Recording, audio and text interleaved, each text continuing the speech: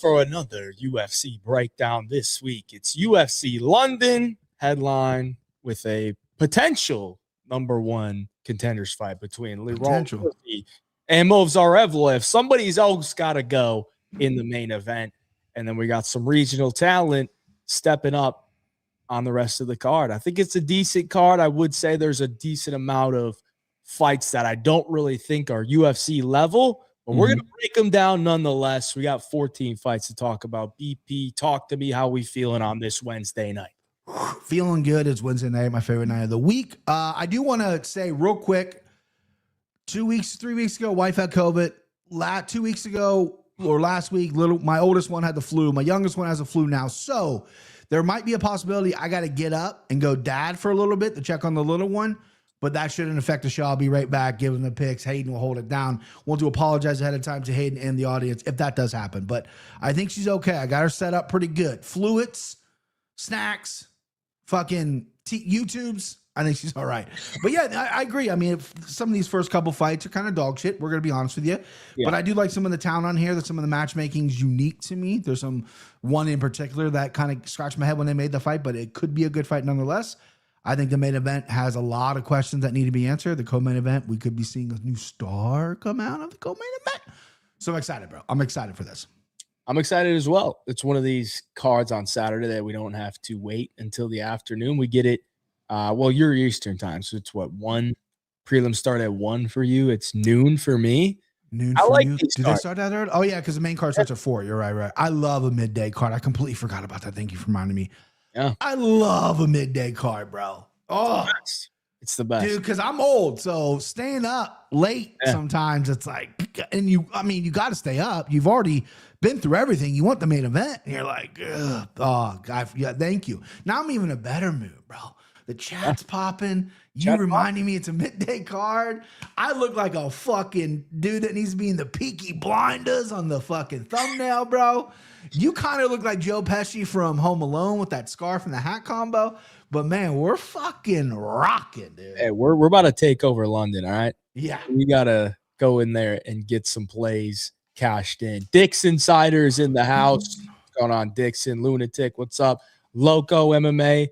The 3PC gang is. I like that new logo, Loco. I hadn't seen that before. That's dope, bro. If he doesn't get a win this week, I'm gonna have to start siphoning Diesel.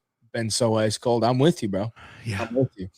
I had my old rant on Sunday during the live stream, so I'll spare you guys of that. Russ is in the chat. Dadley, what's going on? All the normal. Real quick, Hayden, I do want to give a shout out to I Am Saturday Joe McCullough. He messaged me, texted me, and said, I love that your boy Hayden is taking it on the chin, because he's in a slump too.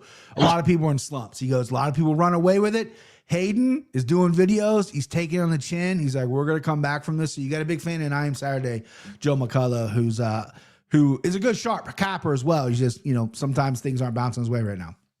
Appreciate that, I Am Saturday. I'm also, I wish that wasn't the case. Yeah, sure. I wish I didn't have to be told and have to come on every week and, have a little bit less confidence. Now, honestly, last week, again, I didn't make money, but I felt like I made some decent plays. So sometimes you make decent plays and they don't turn out. The obviously bad one we'll get to it. But Dixon, I was wondering where you were on Sunday, because you weren't in the live stream, so you must have been busy. Bro. When we spoke on Friday, what was I thinking? Putting U.S. currency on Charles Johnson and a man of faith, a believer in the second chances. I gave him another shot and he blew it. Exactly. I mean, he's your profile picture again, if I'm not mistaken. Charles Johnson working at McDonald's.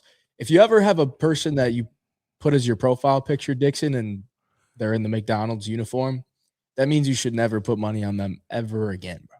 If that's how you feel about them, you can never put money on them again. Can't do it.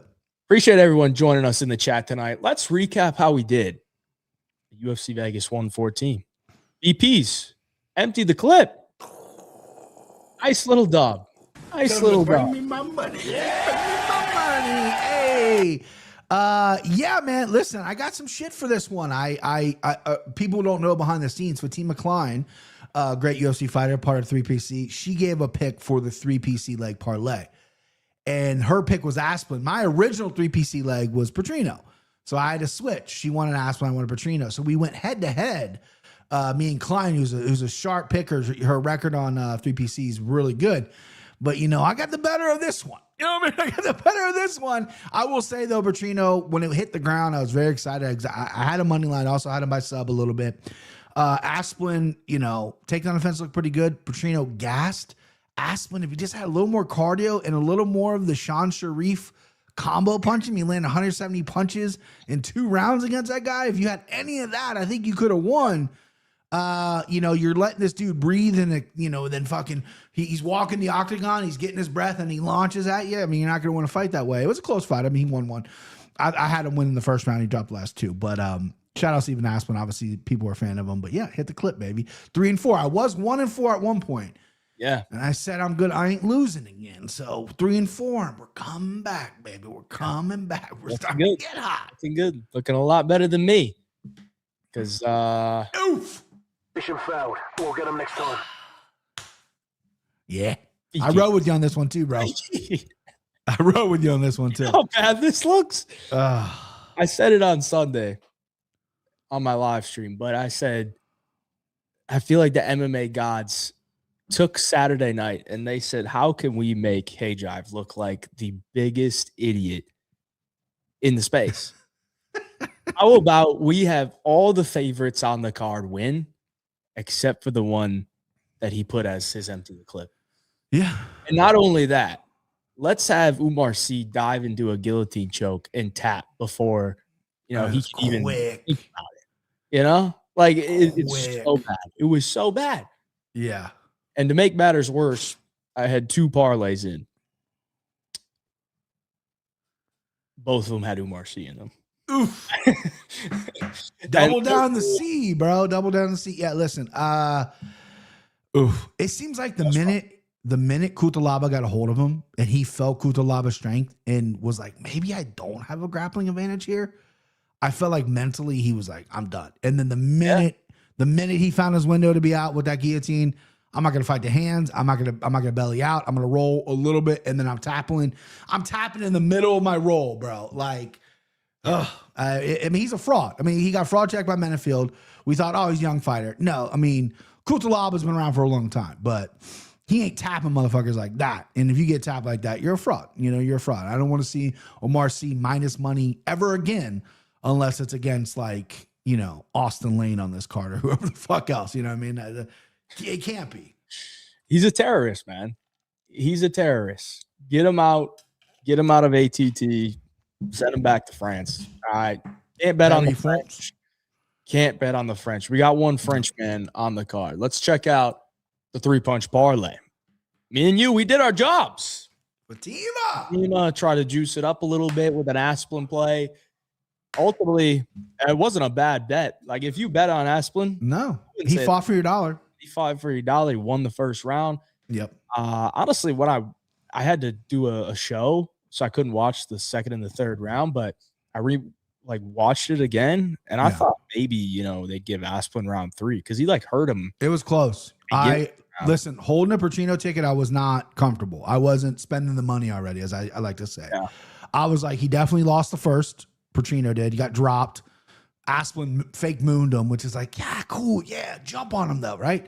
Definitely won the third. And then Asplin, definitely won the second. And the third round was very close. He wobbled him a few times, but Asplin's face was just such a mess. Yeah, it was. That the judges might be like, how can we look away from this? I mean, there's a lot of damage, but very close fight. He did fight for your dollar. We could have hit a nice little juicy there. So it really wasn't a bad play for plus 220. But, again, you take a shot at me when I go empty the clip. You better not miss. I'll go against DPs. Empty the clip. He said he wasn't going to lose the rest of 2026. I'm not losing.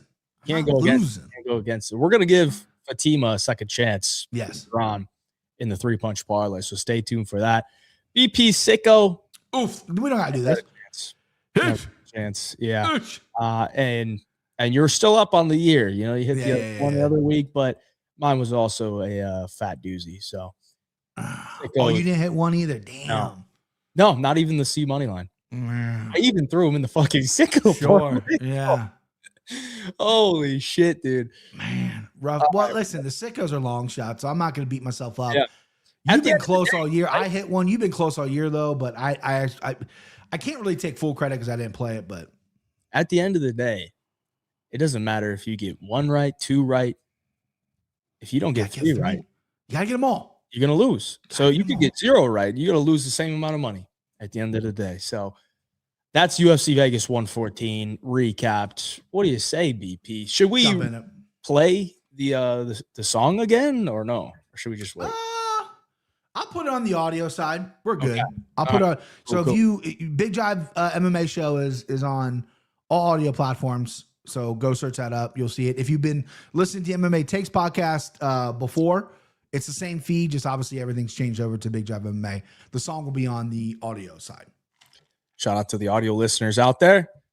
Let's hop into the breakdown. What do you say, BP? Let's do it, bub. We're starting off with a bantamweight bout in the women's division. Melissa Mullins comes in at plus 110, taking on Luana Carolina. Luana Carolina comes in at minus 130. She is 6-4 in the UFC. Much more UFC experience. Mullins 2-2. She is coming off a loss to Daria Zhelezhnikova. Luana Carolina coming off a loss to Michelle Montague. So both ladies looking to bounce back. Melissa Mullins is the lady here that is from the region. She is from England. So a little bit of home crowd advantage for Melissa Mullins, formerly known as Melissa Dixon. What do you think, BP? Are we going with the home crowder here to start off the night, or does Luana Dread get it done? What do you think? Yeah, so I haven't used this expression in a while. Usually when female fights come across my desk like this, I call it a bowl of spaghetti fight, right? So you put a picture of the wall of Mullins, you put a picture of the wall of Carolina, you throw a bowl of spaghetti at the wall. Whoever has the most sauce on the picture, that's who you take. And that's essentially what it is. I'm going to take Mullins. A bowl of spaghetti fight, you go underdog. You go underdog.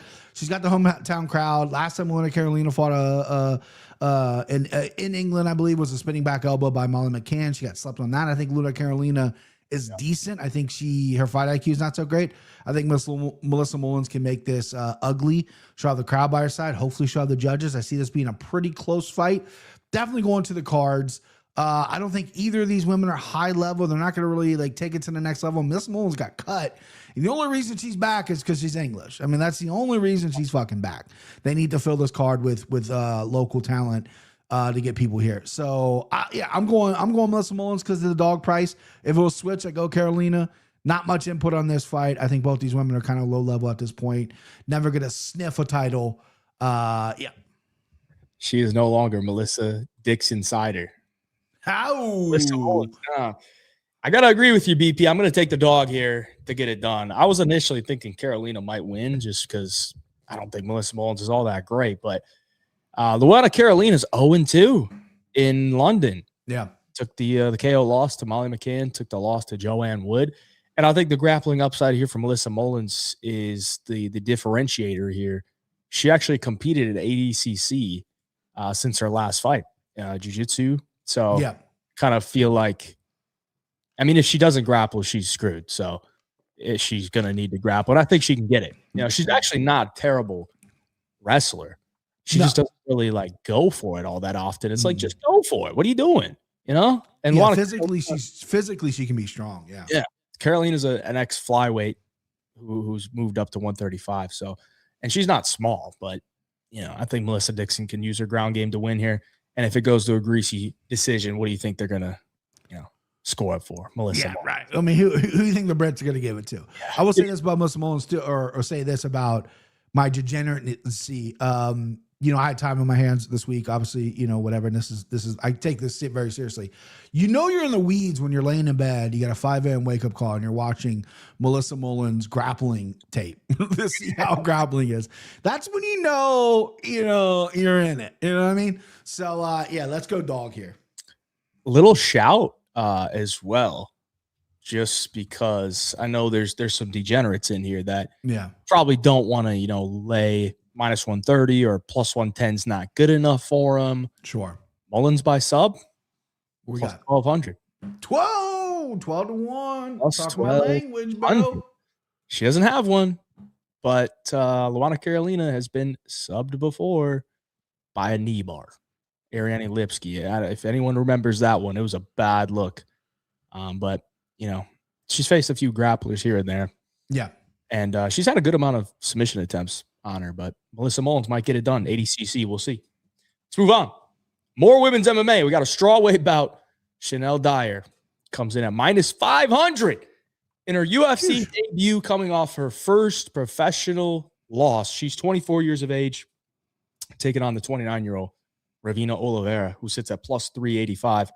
Oliveira, 0-2 in the UFC. A submission loss her last time out to Stephanie Luciano, and a decision loss to Tainara Lisboa years ago. And if you remember that fight against Lisboa, that was at 135 pounds. And then I believe she had an injury, and then she moved down 2 weight classes to strawweight, which I think was probably a good idea. Chanel Dyer lost on the Contender Series in a hell of a scrap where she got dropped 3 times and lost a unanimous decision. But recently, that opponent that she lost to, Carol Foro, popped for some PEDs.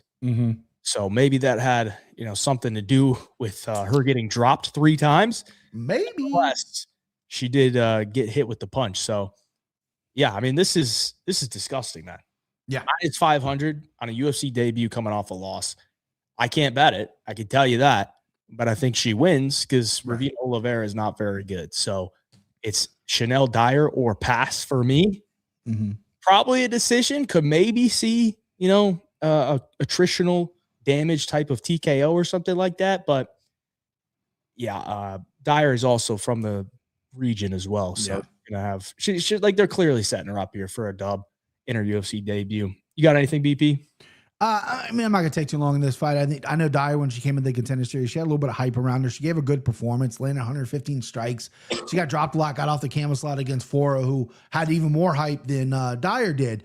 Glad she's getting a shot in the UFC, coming off the Contender Series after a loss. They need women in this division. They need excited women, and they need women in this part of the world. Now that few of them have retired, Molly McCann, several others. So I like Dyer here, minus 500. Yeesh. I mean, you can't get me there. I can't get there. Not even a parlay. I don't know enough about Dyer's game. I mean, I'm seeing her 4 knockouts, 0 subs, whatever. I know Oliveira's not very high level, but I don't even know if I'm gonna jump in the prop pool right now. I mean, it's gonna be early in the day. This is probably where I'm gonna like plan my lunch out. You know what I mean? Maybe a little turkey club sandwich. You know, but yeah, just give me Dyer. Yeah, it's pronounced Ravina, I guess. Ravina. From Brazil, Ravina. Should know Ravina. that. I like Ravina a little bit more. Gives a little bit more. Ravina's a little, I like, it's hotter than Ravina. Yeah. Ravina. There was one chat I was going to look at. Dyer free parlay. Pinto being in Montes. I mean, oh, man. What are you going to get, minus 230 on that one, bro? I mean, it could win, but if it loses, you look like an asshole. Definitely could. Let's keep it moving, because I'm sure you're not too interested in those. Lightweight bout, we got Abdul Karim El Sawadi coming in at minus 121, taking on Shamrock, who sits at a slight plus 101 underdog price tag. Shamrock 0-1 in the UFC, coming off the loss to Nurul Alayev by decision. He's 32 years of age. He comes in here with a 3-inch height advantage, a 4-inch reach advantage, and he is the man that is from the region as well. Trains in Liverpool with Paddy Pimblett. And Abdul Karim is coming off quite the layoff. You know, his last time that he fought was against Loic Rajabov, where he got KO'd, and that was in March of 2024. So 2 years off for Abdul Karim El Sawadi, yet still a slight favorite here. BP, what do you think? Yeah, I'm going to rock Shamrock here. I know it's not a popular pick. He did not look good in his debut. His stand-up looked pretty rough. He got dropped a bunch of times by primarily a grappler. Obviously, his grappling didn't look great either. But Al Sawadi, it's a question mark with me. You know, he won on the Contender Series, beat George Hardwick, which is cool. And then he looked like a complete shell of himself against Loic. I'm not even going to try to pronounce his last name, and got finished. And he's been off for so long, right? He's a ball of muscle. You know, maybe he's on some vitamins. Maybe that's why, you know, cycles haven't really hit when he's wanted to fight, yada, yada, yada, et cetera, et cetera. And I just think Shamrock, you know, he's got decent ground game where if he takes your back, it's a problem. That gym, that Liverpool gym, that Paddy gym, all those guys have really good rear naked chokes. And Shamrock's a kind of a longer guy for this division, has a reach, 5'11", longer limbs and whatnot. And I think that if it gets to the ground, I think he could pose some problems for Sawadi, and you're giving me plus money as well. He's also kind of the mouthpiece for that gym. Like, I know Patty's like the loud guy, but there's like videos of him like talking shit to Dan Hooker. It's like, dude, you haven't even got a UFC fight. We ain't got to win yet. And at that point, he hadn't even fought in the UFC yet, and you're talking shit to Dan Hooker. It's like, what are we doing here? But that's kind of his personality. He likes to talk. He likes to run his mouth, and now he's got to back it up against a winnable guy in Sawadi. But I can see Wadi just fucking, grappling fucking him. I can see him laying on top of him for 3 rounds, and then Shamrock being mad that he got grappled or whatever. A lot of different ways this could go. I'm going Shamrock plus money, though. I hate it, but like it's one of those hates where like I'm starting to kind of love it too. Okay. Yeah. I'm pissed about El Sawadi. I don't like this guy at all. EP. All right. He's probably one of the guys that's high up on my shit list. Damn, bro. For the wrong reasons. Not because of the way he fights or anything, but he was supposed to fight Balaji Oki last year, February 1st. And Oki withdrew. But I was prepared to just hammer Balaji Oki because El Sawadi's chin is absolutely terrible. I mean, he's been knocked out 4 times. The guy is as fragile as they come. And then he was scheduled to fight Mateus Camilo last year in October, UFC 321. And I was prepared. I actually did have a big bet on Mateus Camilo because Mateus has got some big power. I thought he was going to KO him. And then El Sawadi pulls out right as I'm texting Eric Nixick, right? Eric Nixick is the corner for Mateus Camilo. Yeah. Dude, I love Camilo this week. And he texts me back.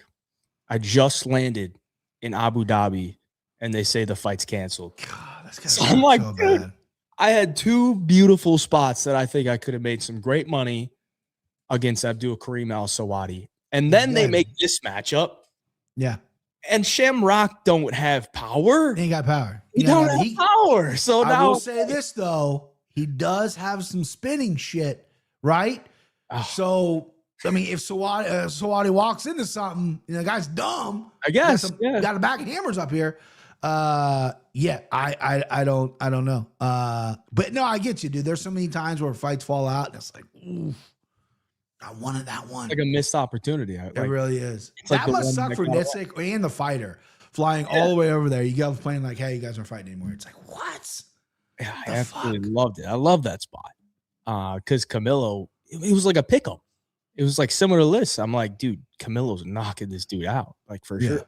Way too physical. Like if you get a physical guy, kind of like Loic Rajabov, like he's a physical guy who can grapple a little bit, and I think that's a terrible matchup for Al Sawadi. But Al Sawadi's pulled it off against another Brit, George Hardwick, on the Contender Series. Sure did. He used his footwork. I think Sawadi's like a solid fighter, honestly. Like I think his skills are there, but he's just so fragile. So I picked Al Sawadi. I think he's the better fighter. I can't trust him though because he's so fragile. I just don't really think Shamrock is going to be able to exploit it, unless he does land some spinning shit. Sawadi has been KO'd with a spinning back elbow, which I guess could be in Shamrock's bag. But he hasn't really knocked anyone out. He's more of a get to your back sub you type of guy. For sure, and Shamrock was getting lit up by Oliveira, and Oliveira's a wrestler, man. So for a Scouser who don't get knocked out, that dude almost got knocked out a few times in that fight. He was getting pieced up a little bit. So it's Sawadi for me for the pick, but I can't knock you if you're going to take like Shamrock by KO or something like that, or inside the distance. I might get to him by submission. Sub? Yeah, I mean he's got a good back game. Shamrock by submission, plus 300, and by KO plus 650. What I've kind of noticed? It's like you have these close lines, right? Mm-hmm. Very closely lined fight. And if I think Shamrock wins, I think he finishes him, right? Mm-hmm. Because if it goes to decision, I think Sawadi's the better minute winner, stuff like that. But Shamrock by KO is, like you said, plus 650, plus 700. That's a pretty low likelihood. Like they're saying this is not very likely he knocks him out. Right. So I feel like that gives Sawadi more of like he should be a bigger favorite here. Right. I see what you mean. Yeah.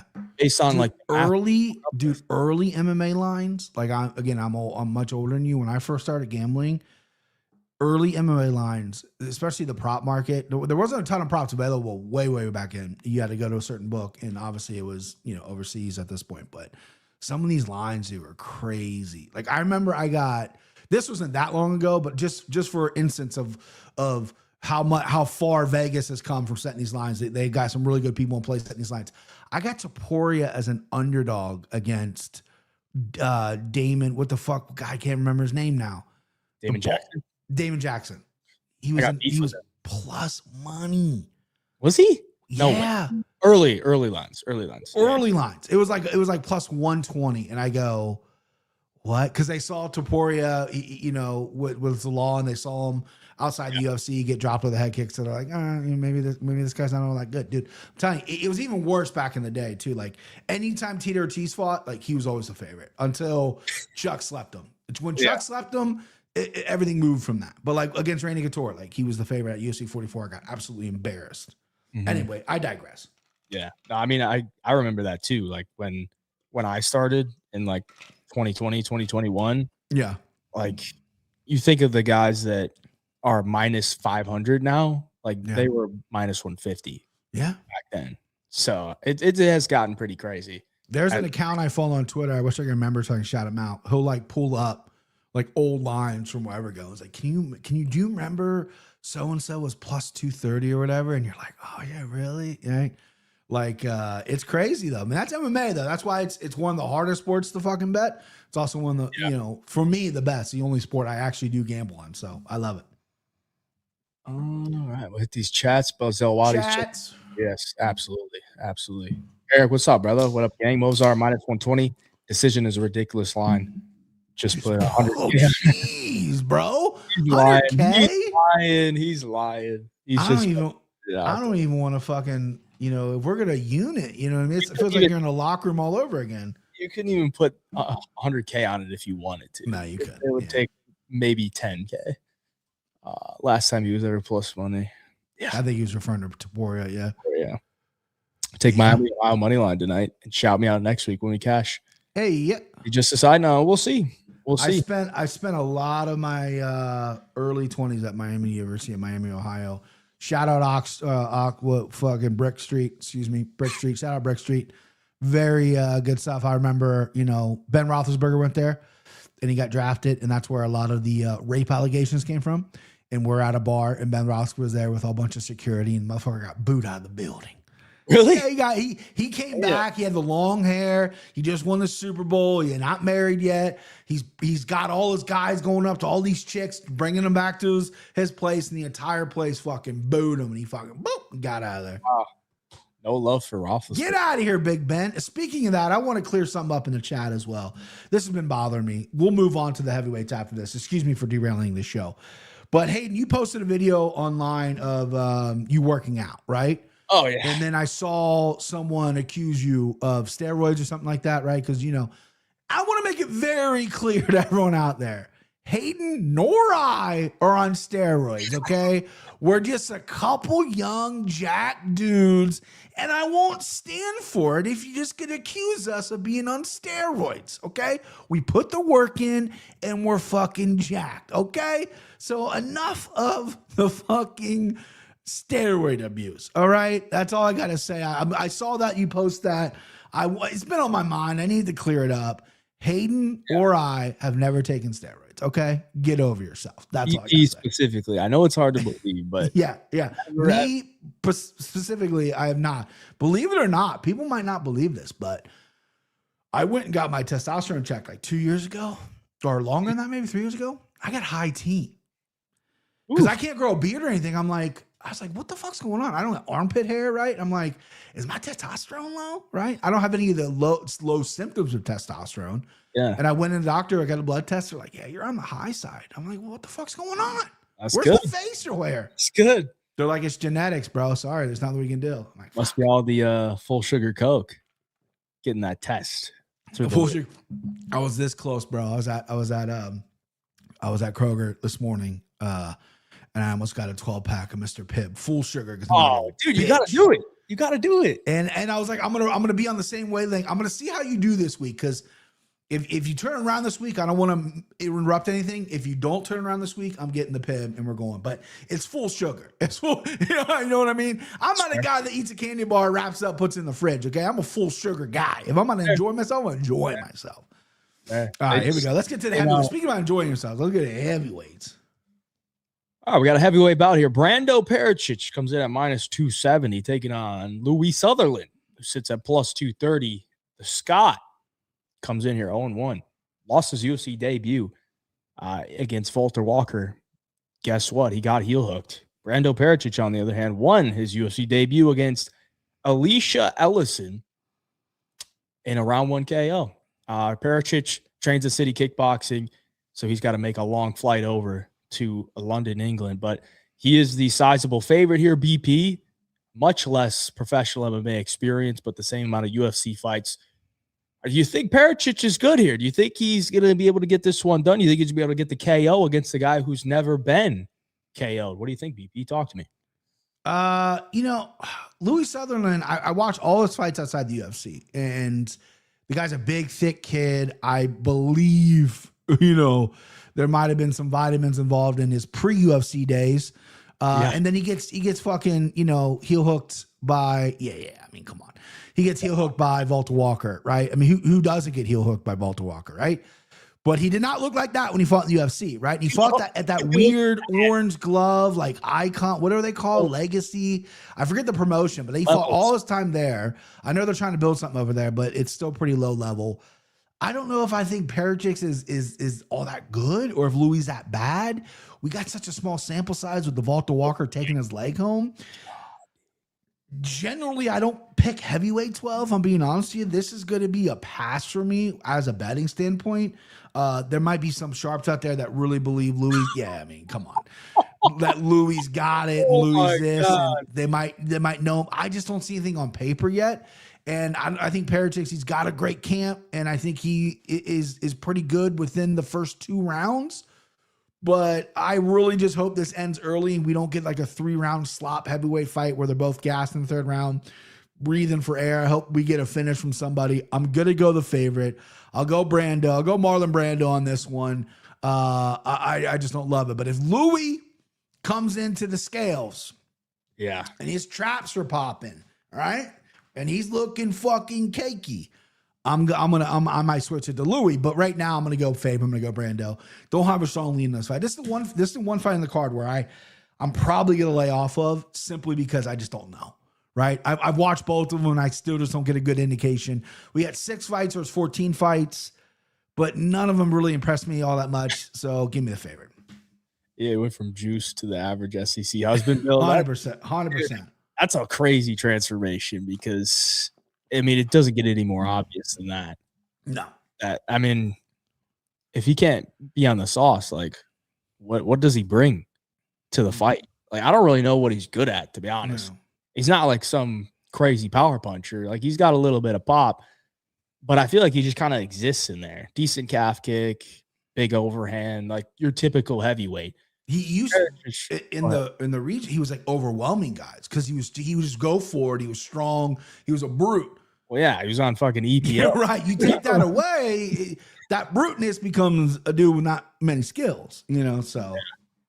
Yeah, I mean, I think Perichic is a much better striker here. I can't really trust him. I mean, I think he's going to win, but he's got 6 fights, man. He's got 6 fights, and he beat a dude whose name is Alicia and is like a part-time cop, He just Yeah, you're not a full-time fighter. Yeah. Yeah, I mean, and he does have a loss against the only guy that, is any part of competent that he's faced. So -270. I'm not looking to get involved on Perichic, but I think he wins. Cleaner striker. And KO, him to win by KO is +135, so it's not like it's a better number, obviously, but it's not. I actually kind of think it might be a heavyweight slop. That's what I'm afraid of too. I think that too, because Sutherland he'll be in there, man. Like he's not gonna get hit with a shot and cover up. I highly doubt it. Right. So I could maybe see this being a decision. Perichic gets a decision win, or maybe just goes a decision or something like that. Goes a decision is plus 400. So okay, that's better. I agree. I see that fight happening like that too. If it goes over 1.5, like in heavyweights, if it goes over 1.5, it like usually goes to decision. Yeah, because they get tired and they're like, my power's gone. They're kind of just trying to survive. They're just hoping the other guy doesn't press them. Right. Doesn't out cardio him. So yeah, interesting one there. Let's move on. Middleweight bout here. We got Montes Kondratavicius. What a pronunciation. You like that? That's good. I ain't gonna say Kondratavicius. Comes in at minus 700, taking on Antonio Trocoli. That's even better, bro. 45. Yeah. Trocoli, 0-3 in the UFC.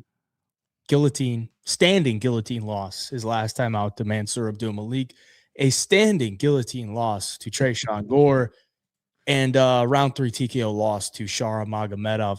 He's a big dude for the middleweight division. 6'5", 80-inch reach, but surely does not fight like it. This is a terrible, fight for Trocoli because for one, he's not very good, but for two, he doesn't really care anymore. I mean, if you're going to go in there and get standing guillotine by Tresean Gore, pack it up. And then if you're going to go out there the next fight and lose the same way, insta-tap essentially against Mansour Abdul-Malik, who's for one hasn't really shown to be a great finisher in the UFC, nor is he some jiu-jitsu ace. The only thing good about Trocoli is he was supposed to be like a black belt, a big grappler who black belt who could get to your back and choke you out, and he's getting standing guillotine. So Montes is clearly the pick. Minus 700 is, I think, pretty accurate, honestly. Montes is a dangerous striker, though. Dangerous kickboxer. Got a really quick KO on the Contender Series. Hit him with a big right hand. That's his weapon of choice. Little right hand to the ear and put him out. So should be around 1 KO for Montes. What do you think here, BP? Yeah, I was, whenever I look at the card, I don't have lines in front of me right away. I just kind of pick on what I like and really like praying Mantis in this spot here. But then the line was like, whoa, people see it as well. And Trocoli, I get him and another guy mixed up. One was banging Dern. And the other guy was banging Big Norm. So I can't remember which one's which. Either way, the reason that's disrespectful. No, there was a guy banging Big Norm too. I forget his name. That's Marco Tullio. He's actually there. You go. Okay. I know he is a good fighter. I get them mixed up though, But Trocoli, I mean, the reason he's there is because he was banging Dern. I mean, the guy's got no redeeming wins. The guy's supposed to be a jiu-jitsu guy. He's getting standing guillotine. Like, come on, bro. Yeah. Like, Kenny Floyd told me once, if you're a black belt, you get guillotined in any fashion. Hand over your black belt because you shouldn't be getting. This guy's getting standing guillotine, but one by was Tresean Gore. Come on. So the pick is Mantis. I think this kid's good. He looks like a very young Alexander Gustafsson, and every time I see a picture of him, he looks way taller than 6'2", right? He looks like he's like 6'6", but he's not. He's got a serial killer look. I'm staring him in his eyes as we speak right now, and he's sending chills down my spine. I think Mantis, however he wants. He's got a couple subs on his record. He's obviously more of a KO guy. He likes to stand up, likes to bang. I like Mantis. Minus 700, tough to get to. We'll have to go proppy shoppy. And him by KO has got to be low, right? Yeah, minus 190 by KO, plus 225 by submission. I mean, listen, if Tresean Gore's taking this guy's neck, maybe Mantis can. You know what I mean? Give me the praying Mantis. I'll have to figure out a way to bet it because I kind of like this guy. But yeah, give me Mantis. I think Trocoli's probably just taking the free flight over to London to do a poker tournament. Yeah. That's he's a poker guy. Yeah. Poker player. I mean, you look at his Instagram, it's like all poker. He's just running the poker tables. And I think he's pretty good. He does seem like he would be a good poker player, but I think he's just showing up for a check and he's gonna go use it to buy into a poker tournament. It's a lot easier to get women when you're like, hey, I'm a professional fighter. As opposed to like, I play poker. Unless you're like to the level of like, I got fucking millies in the bank, but rest to be seen. Also helps to be 6'5". 6'5", tan, Brazilian, abbed up. Yeah, I mean, he's got a fucking body on his record of Mackenzie Dern. I mean, listen, It's like the fucking Seinfeld episode where George has a picture of his ex-girlfriend that really wasn't his ex-girlfriend, but people see how hot she is, so then he gets hot chicks, you know? That's what it does. The hot chicks flock to a guy who's been with a hot chick, right? Oh, right. He's in the club? He's initiated? Yeah. I don't care what he looks like. He's been with a hot chick. So where it works. It's where the world works. Yes.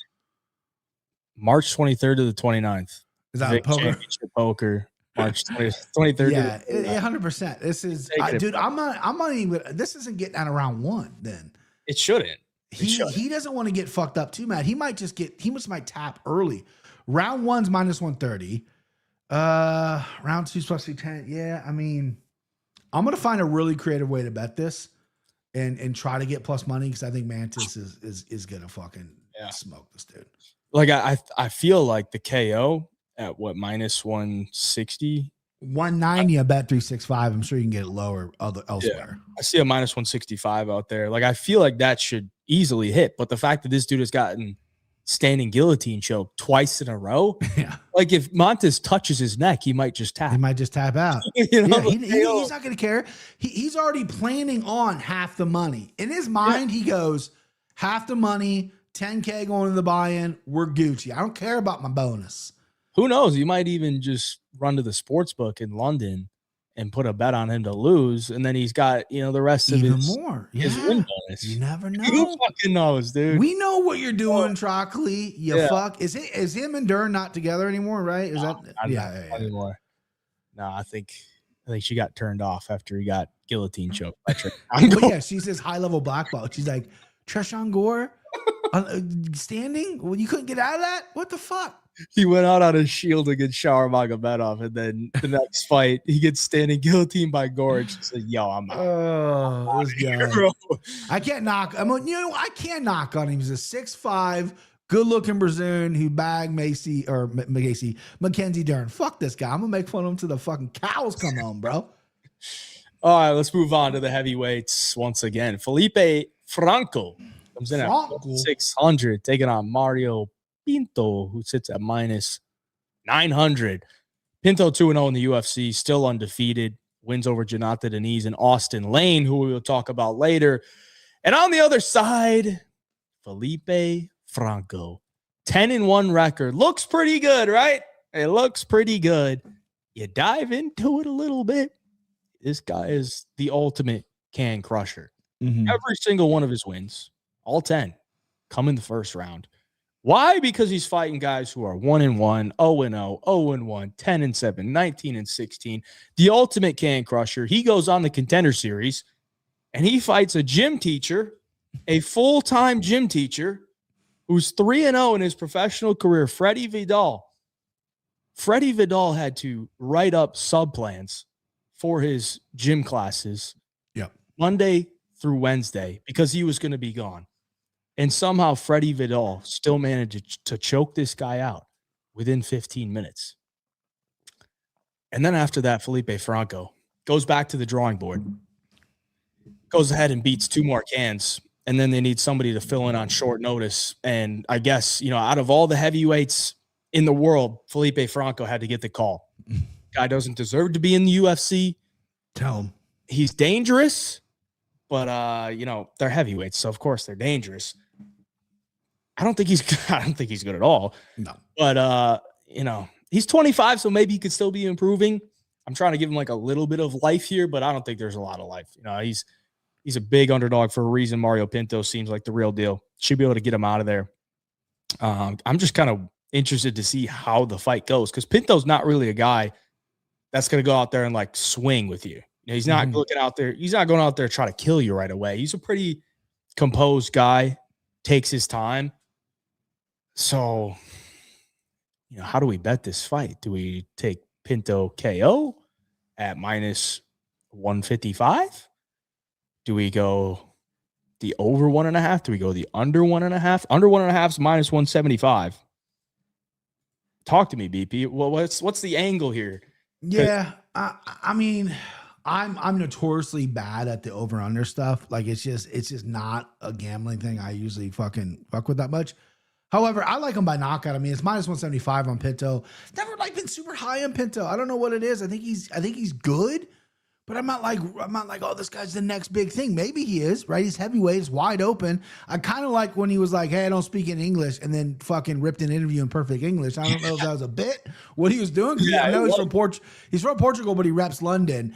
Franco's bad, though. Listen, Freddie Vidal comes from Ray Longo's gym. Ray Longo, the most honest guy in the world, right? That's his student. That's his guy, Freddie. He's going to back his guy every time.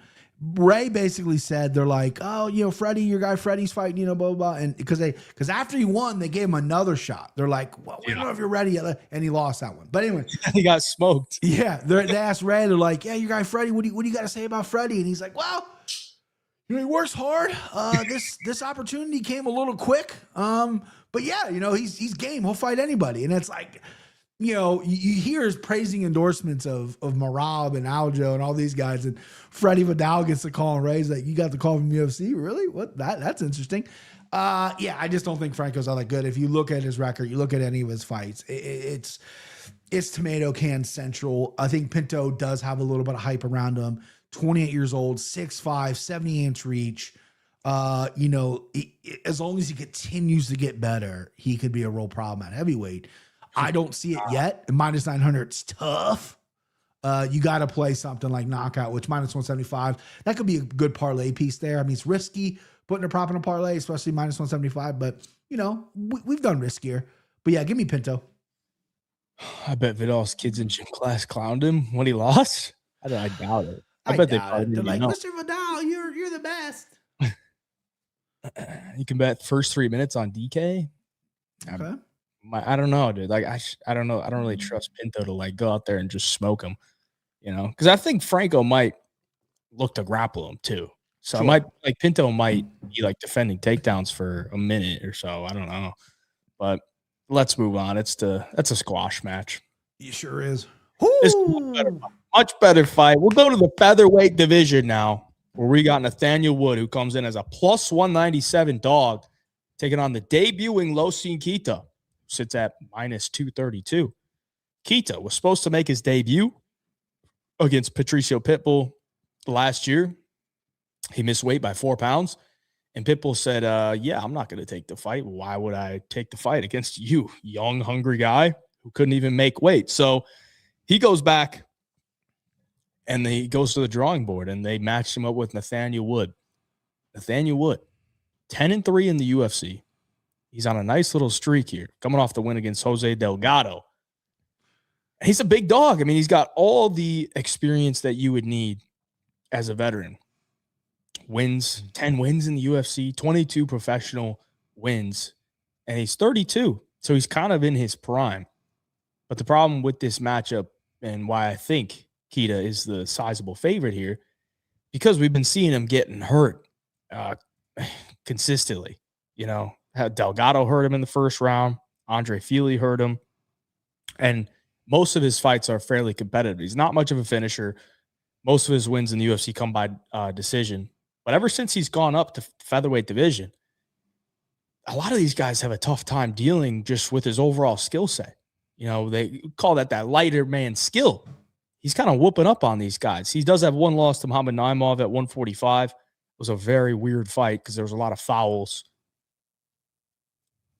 Dude, I mean, I've looked at this so much this week, and I just can't understand why Keita is this big of a favorite. Correct. It just doesn't make sense to me. Like, sure, you could make him a slight favorite. You know, you could make him minus 125, minus 130.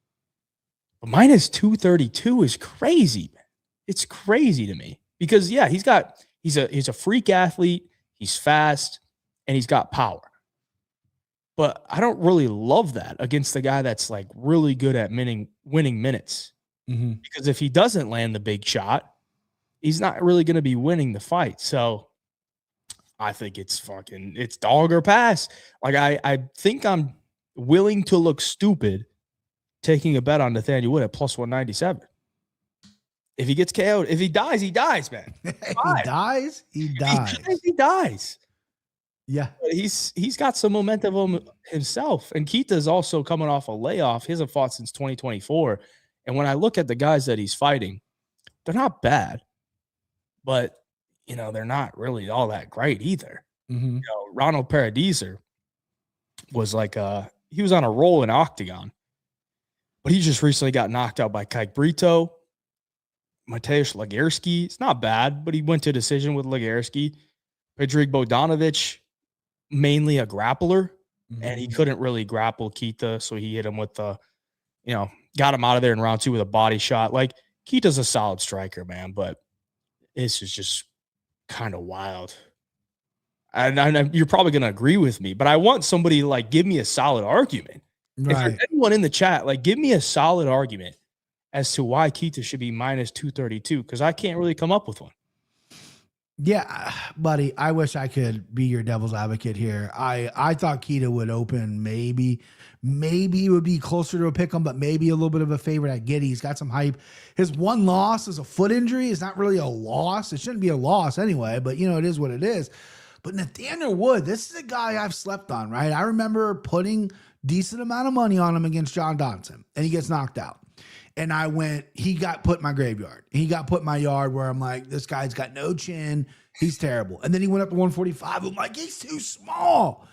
He's just shutting me up left and fucking right, brother. Like, this dude knows how to, not much of a finisher, recovers well after getting hurt, but knows how to win fights. His footwork is phenomenal. His cardio is top notch. He knows how to stop takedowns. If you look at who he's losing to, he's losing the grapplers besides John Dodson.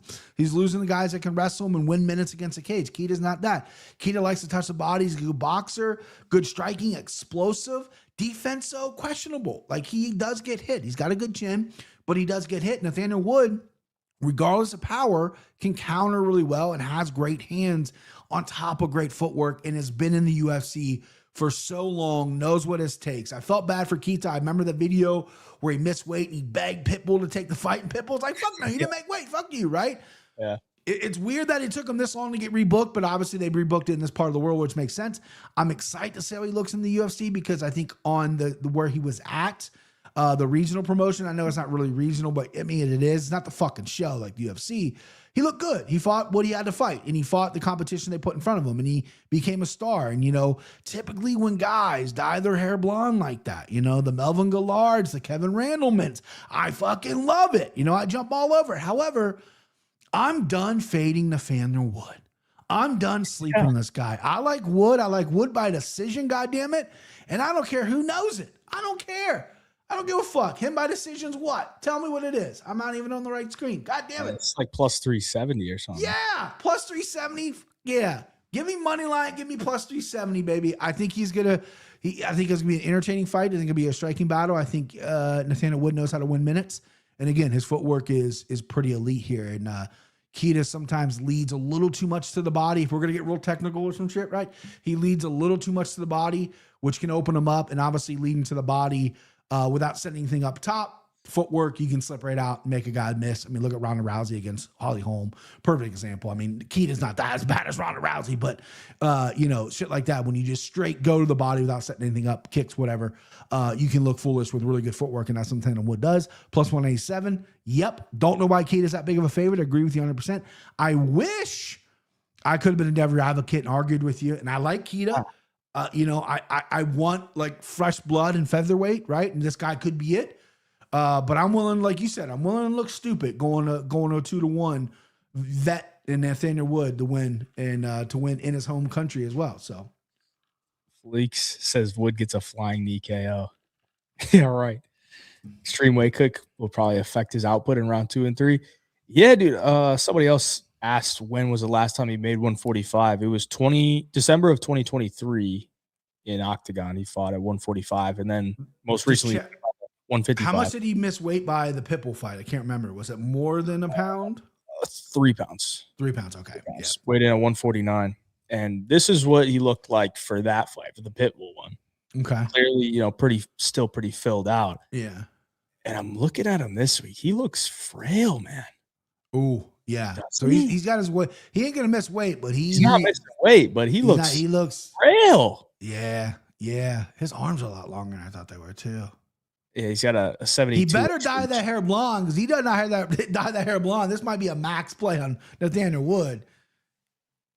If you ain't rocking the blonde hair, bro, you getting smoked. He's 5'9". He's got a 72-inch reach, so he's still going to be. Yeah, but he looks 72-inch reach isn't really all that long. I mean, I guess for this weight it is, but like that, it just puzzles me. Like, okay, where did the line open? It was Pick'em. The line opened at Pick'em, so people are betting Keita up to minus 232. I don't get it. Nah, I think the opener was more accurate, but yeah, it's dog or pass, man. Dog or pass. I don't mind the decision.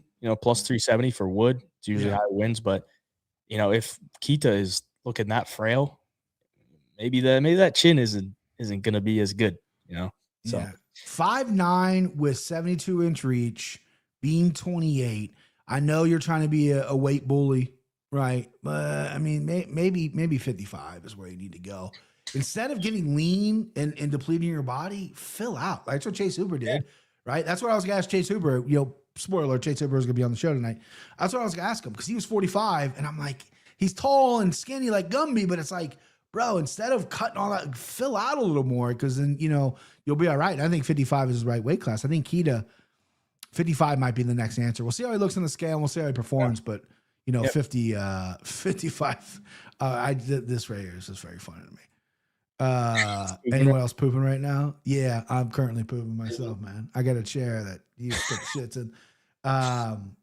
Yeah, fun fight though. Good fight. I like this fight too. This is a good one. Mason Jones comes in at minus 126, taking on Axel Sola. Slight dog for Sola, plus 106. In the lightweight divisions, Axel Sola made his UFC debut at welterweight against Reese McKee. He won via round 3 TKO, shot to the body, put him down. Kind of a weird stoppage, but either way, a big dub for Axel Sola. Now he's moving down to 155. Mason Jones coming off back-to-back UFC dubs. One against Bellagioki via TKO in round 2 and won by decision to Jeremy Stevens. He's just 30 years of age. This is his second stint in the UFC.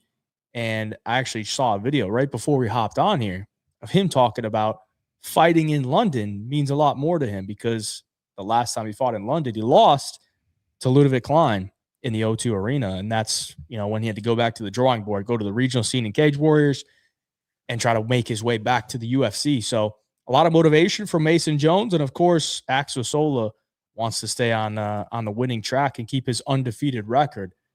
It's a great fight.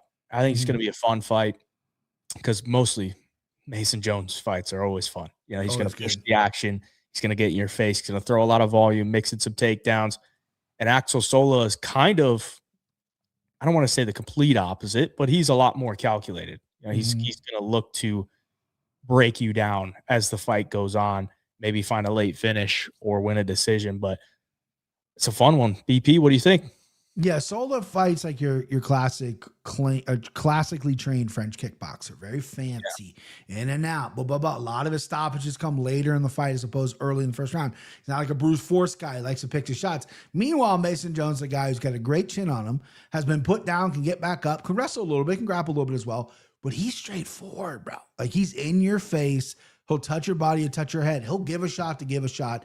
And I love that, dude. I love that here. I think he's just going to grind Sola. I don't know if Sola has that grind to him. I think Mason Jones has in his head, I'm like, I gotta go forward. I gotta get this cute, fancy shit out of the way. Yeah, you got all this cool shit, blah, blah, blah. I'm gonna push you against the cage. I'm gonna touch your body. I'm gonna knee your body. Maybe go for a takedown or two. Maybe not. Doesn't matter. I'm gonna keep you guessing. I'm gonna fuck you up within distance. I like Mason Jones a lot. I didn't think he should have been cut.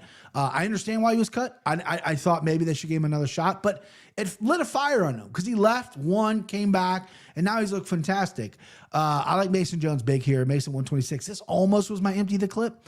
I didn't pull the trigger though because I'm a pussy. Minus 126, I'm pussy. And I have respect for Sola. I think this could be a really good fight. But I'm big on Mason Jones here. I like Mason Jones at minus 126.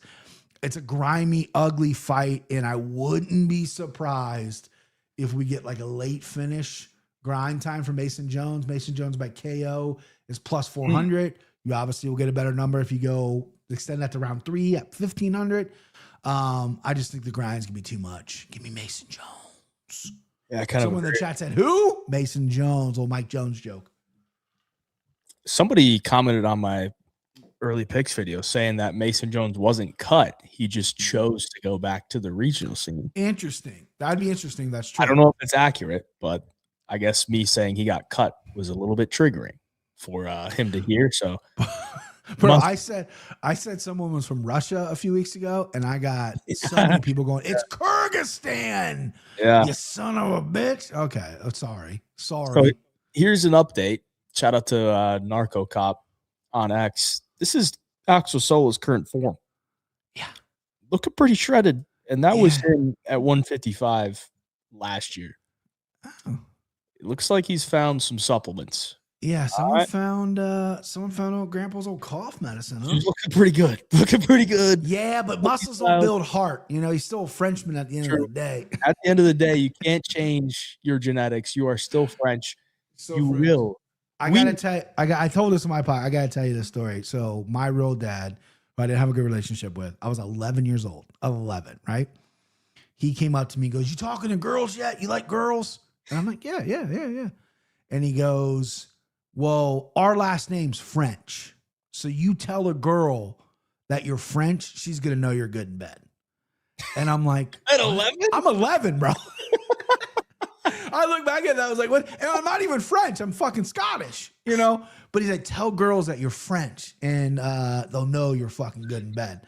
I'm 11 years old, dude. I had kissed a girl at that point, but I'm 11. So I never got to use that. Don't think it works, but yeah. Just imagine 11-year-old BP telling his dad, "I'm 11, bro." We're in his truck. I remember driving down River Road. He's got a little stick shift truck. And I remember him telling me that. And I remember just looking forward going, what the fuck's he talking about? Like, I haven't hit puberty yet. I haven't came yet. And he was telling me, what the fuck? All right. You're good in bed. Like, what? Yeah, you're good in bed. Tell the 11-year-old girls in fucking 5th grade you're good in bed. Unreal. Oh, that's a fucking story right there. But I didn't really give much of a breakdown. But I kind of agree with everything you said, BP. I think Mason Jones kind of breaks him down as the fight goes on. I think it's going to be close. I think it probably goes to decision. Yeah, I just trust Mason Jones to do a little bit more. I think Sola's good though. You know, I do think he's good. He's much better defensively. So I guess, you know, if Mason Jones kind of gets a little bit gun shy, you know, if kind of like in the Ludovic Klein fight, he just couldn't really get anything going offensively, then Sola's probably going to win. So yeah, I think the line is pretty accurate. Slight favor for Mason Jones makes some sense. But if Axel Sola wasn't French, I'd probably go with him.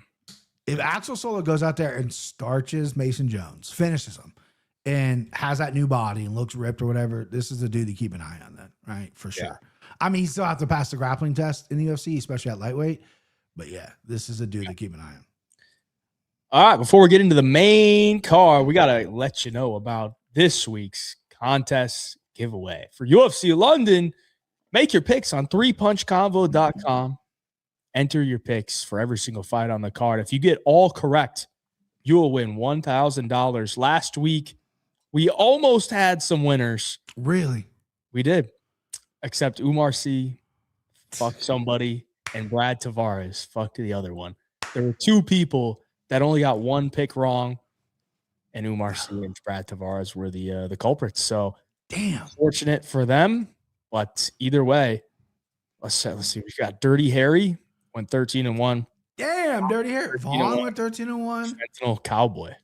There was the MMA fisherman who was in the chat, who's a guy who's reached out to me before. He said he went 7-0. I don't know if he's on 3PC. Get on 3PC, bro. Yeah. I actually didn't do bad. I was top 25. 11-3. Oh, I beat you, bro. I'm 21, kid. Whatever. Let go. Choban. I mean, I feel like if you went negative money last week, you got to take a look in the mirror, right? Choban beat Fatima. Yeah. So he won the little March Madness bracket we did. Yeah. Very slight. Very slight. Very close. Very close. Fatima, I mean, if she would have listened to your boy and picked Pacino, I mean, she might have beat Choban. True. Shout out to everybody putting their picks in on 3-Punch Combo. Shout out to 3-Punch Combo in general. There's a link down in the description below, 3punchconvo.com. You can use code BigJive to sign up for a free month and join the full access that 3-Punch Convo has to offer, or you can just join up for free. BP actually put out a sexy little video for us. First video My ever. 3PC people, Battle Station is ready. Let's fucking go. BigJive MMA Show, 7:30. I want you there. I need you there. Let's fucking go. Fun little aspect that just got put into place on 3-Punch. Yes, Convo.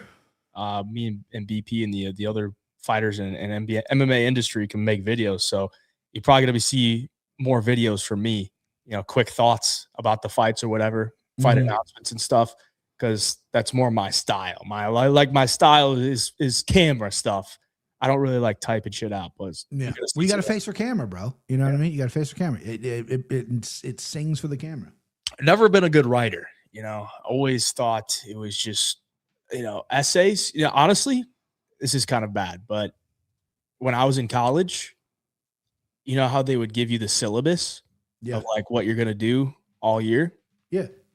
I would drop out of classes that I had to write essays for.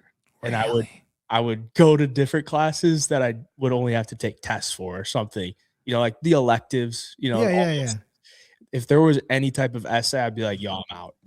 Get me out of here. I'm not writing a fucking essay. I'll take as many tests as you need me to do. I'm not writing essays. Because I would just hate typing and writing, and it's just so stupid to me. But I was the exact opposite. Test, really?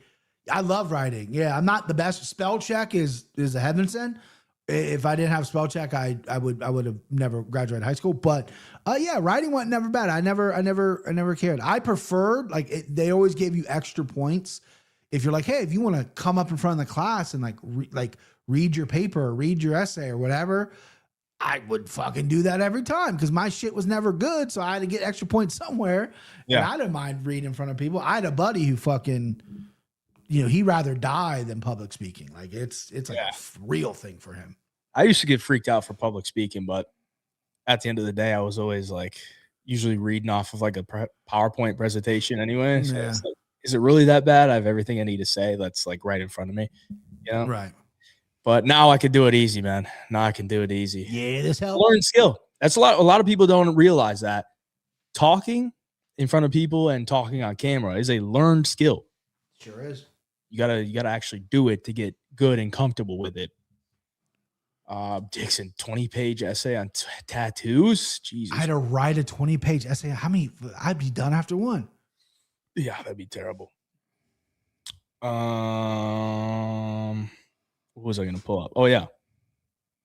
Also, on 3PC, if you want to ask Chase Hooper any questions ahead of his fight next week, we were going to have him on tonight, but it was a little bit short notice, and I didn't want to take his time, leading up towards a fight when I wasn't really that prepared to have him on. So we'll try to get him on probably after his fight at UFC Seattle. But if you got any questions for Chase Hooper in the lead up, anything, there's a thread there on 3-Punch Convo. I have so many questions I got to ask him. First one, do you stand or do you sit when you wipe? That's right off the rip. I got to know. That should be number one. I got to know right there. Well, we're going to have him on. We're going to have him on after his fight or eventually. And we can ask him all that stuff, and you guys can get him. Ask him if he did some gooning in the camp. We could definitely ask him. Definitely did some gooning. Get your picks in. Win $1,000 this week if you get them all correct. Let's move on to the main card. We got a featherweight bout here. We got Curtis Campbell making his UFC debut, stepping in at -235. Danny Silva, fourth fight in the UFC. He is 2-1 in the UFC, and now he is a +200 dog. Last time out, he lost a decision to Kevin Bajos, who just knocked out Josh Emmett. So that ages pretty well. Sure does. He comes in here 2 inches taller than Curtis Campbell. 4 more fights professionally. Curtis Campbell, nice little round 1 KO on the Contender Series against a pretty scary African. Big, scary African. And he took him down. I think he landed a knee to the head and that rocked him, and then he followed it up with a couple punches, got him out of there quick. This Curtis Campbell guy's 23. He's from England, and I think he's one of the better prospects that's coming out of England. But my worry here, BP, is one, I don't know that he's really fought anybody that could push him. Mm-hmm. 2, if the best part about this guy's game is his wrestling, and he's an Englishman whose best part of his game is wrestling, and he's going up against an American. When has that ever really, been a great process to him being a minus 235 favorite in his UFC debut? I think this is a little bit crazy, BP. Mm-hmm. I don't think Danny Silva's like a world beater. And I think Danny Silva kind of fights to the level of his competition a little bit. He's never going to be completely out of a fight, but he's never really going to run away with a fight. So I think the value's on the dog here in Danny Silva, plus 200. I can't get to minus 235 on Curtis Campbell. Is he going to really take him down and just ragdoll him? I don't see it. I don't see that Danny Silva does that, or he does that to Danny Silva. And then when they're on the feet, Campbell's not a bad striker, but he's not going to just cleanly outpoint Danny Silva. So I think it's dog or pass, boys. What do you think, BP? Am I crazy? No, not at all. And I wish I had something where I could disagree with you. We could have a fucking Stephen A debate. But no, I mean, this is an interesting underdog in Danny Silva. When you used to go to his Instagram, I followed him after the Contender Series, and his coaches and him, I'm the best boxing ever. My boxing's so good. I could go pro, blah, blah, blah. And I mean, he went on that 3-fight win streak and his boxing looked okay. There's not a lot of power there. And then he obviously dropped his last one. Curtis Campbell, this guy, he's got that dorky vibe to him that people kind of dig, right? He's got the big teeth. He's got the glasses. He's got the weird hair. And the Pink Panther, it's a cool nickname. He's rocking pink shorts this weekend. People can rally behind that, which I like, right? So I'm obviously rooting for Curtis Campbell to win this fight.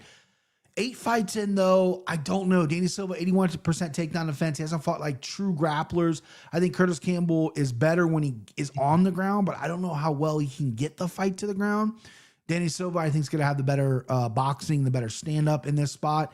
And if he can stop the takedowns, it's going to be a long night for Curtis Campbell. Give me the dog, baby. Give me Danny Silva outright.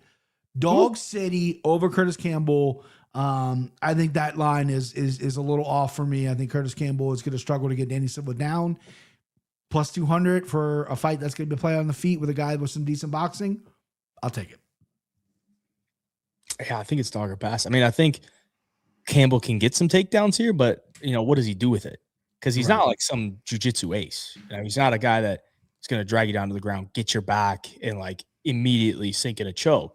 Right. Kind of a grinder type of grappler. Right. Which, can win minutes. I think if he does get his hands locked around his waist and, kind of does what Oralby did to. Oh, don't bring it up, bro. I still got nightmares. If he does what Oralby did to your boy and gets 19 takedowns, then he's gonna look good. I don't know if he does that though. I don't think at 23, do I really trust him to do that? I think we're getting a little bit.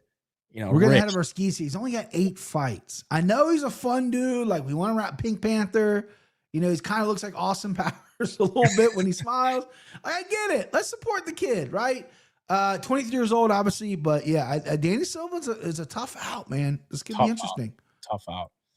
199 super sticker from Ground T 3877.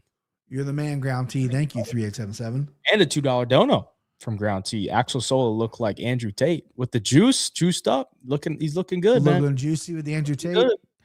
I'm not an Andrew Tate guy. I've never been I never paid much attention to him, but when he lost that boxing match, because what pisses me off more than anything is when he was saying how good of a fighter he was, and I looked him up, and I'm like, this dude fought in no real organizations. What are we talking about? And then he got absolutely mollywopped by whoever that other dude was that beat him up. Oh, I love that shit.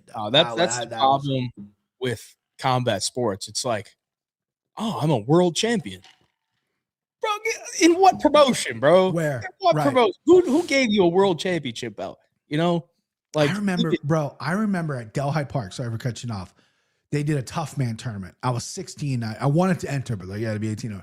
So some guy won, was the tough man, and they literally announced him the tough man Golden Gloves champion. So that dude has walked around for the last 20-something years telling people I'm a Golden Gloves champion. He fought in a park against other drunk slobs, but he's going to tell, so whenever people are always like, oh, he's a Golden Gloves champion. Yeah, but how did he get that? because people are just giving that out nowadays. Yeah. And the same thing with black belts. Black belts, there are so many fucking levels now. It's absolutely insane.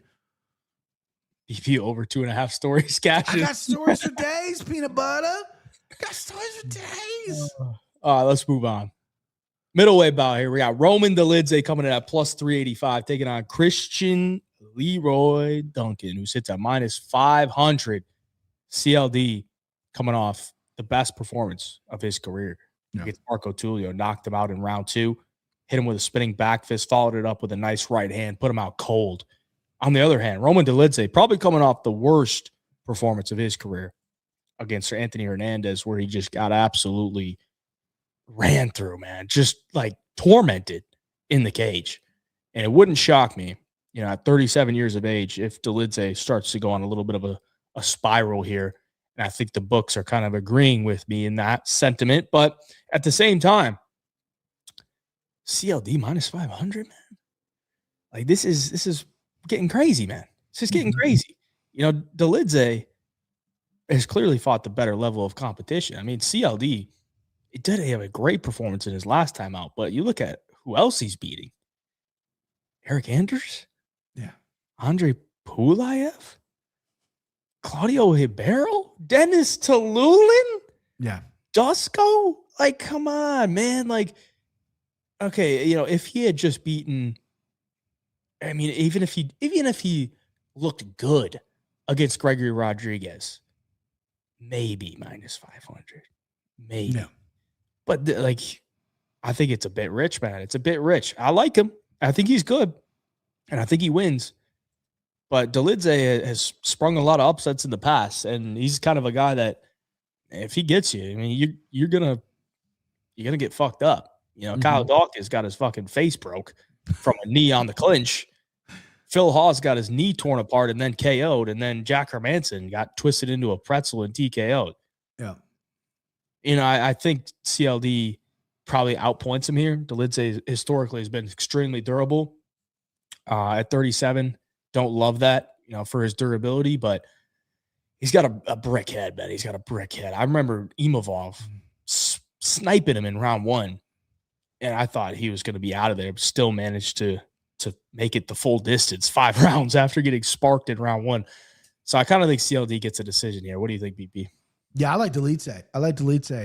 Plus 385 I think that's crazy. I think CLD's a talented guy, but if you crowd him, you take away some of his footwork, some of his spinning attacks. He plays against a cage a lot. RoboCop got 4 takedowns against him. Dolidze is a big, powerful dude. He's fucking massive for middleweight, dude. He's a big, strong guy with a goddamn hairy chest that had a horrible performance. And I know, listen, every fighter comes into fights with something.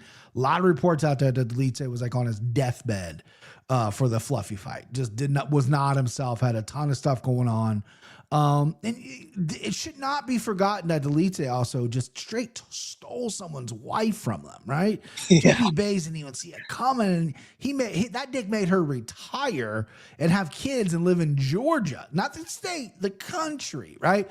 So this guy's got something to him, right? And I just think, he's going to rebound well here. 37, hittable, scares me a little bit. Is he past his prime, whatever? The one thing I love, right, is he has no submission wins in the UFC. None, right? In his earlier fights, he would look at his corner when he would get a heel hook. He's like, you want me to go for it? Yeah. Like, he was so confident with his leg lock game, and he's never got a submission in the UFC. Could this be the first submission? Christian Leroy Duncan, obviously known for his striking. Takedown offense is okay. His get-up game is even better. But Dolidze's a big, strong dude, and plus 385, I'm going to roll the dice here. 37 isn't super old, especially for middleweight. I think he'll probably end his career at light heavyweight at some point. But, yeah, give me Roman Dolidze. Give me him probably by decision. I think he'll just outgrind him here. I don't see a finish happening. But what is him by sub? Because he doesn't have one in the UFC.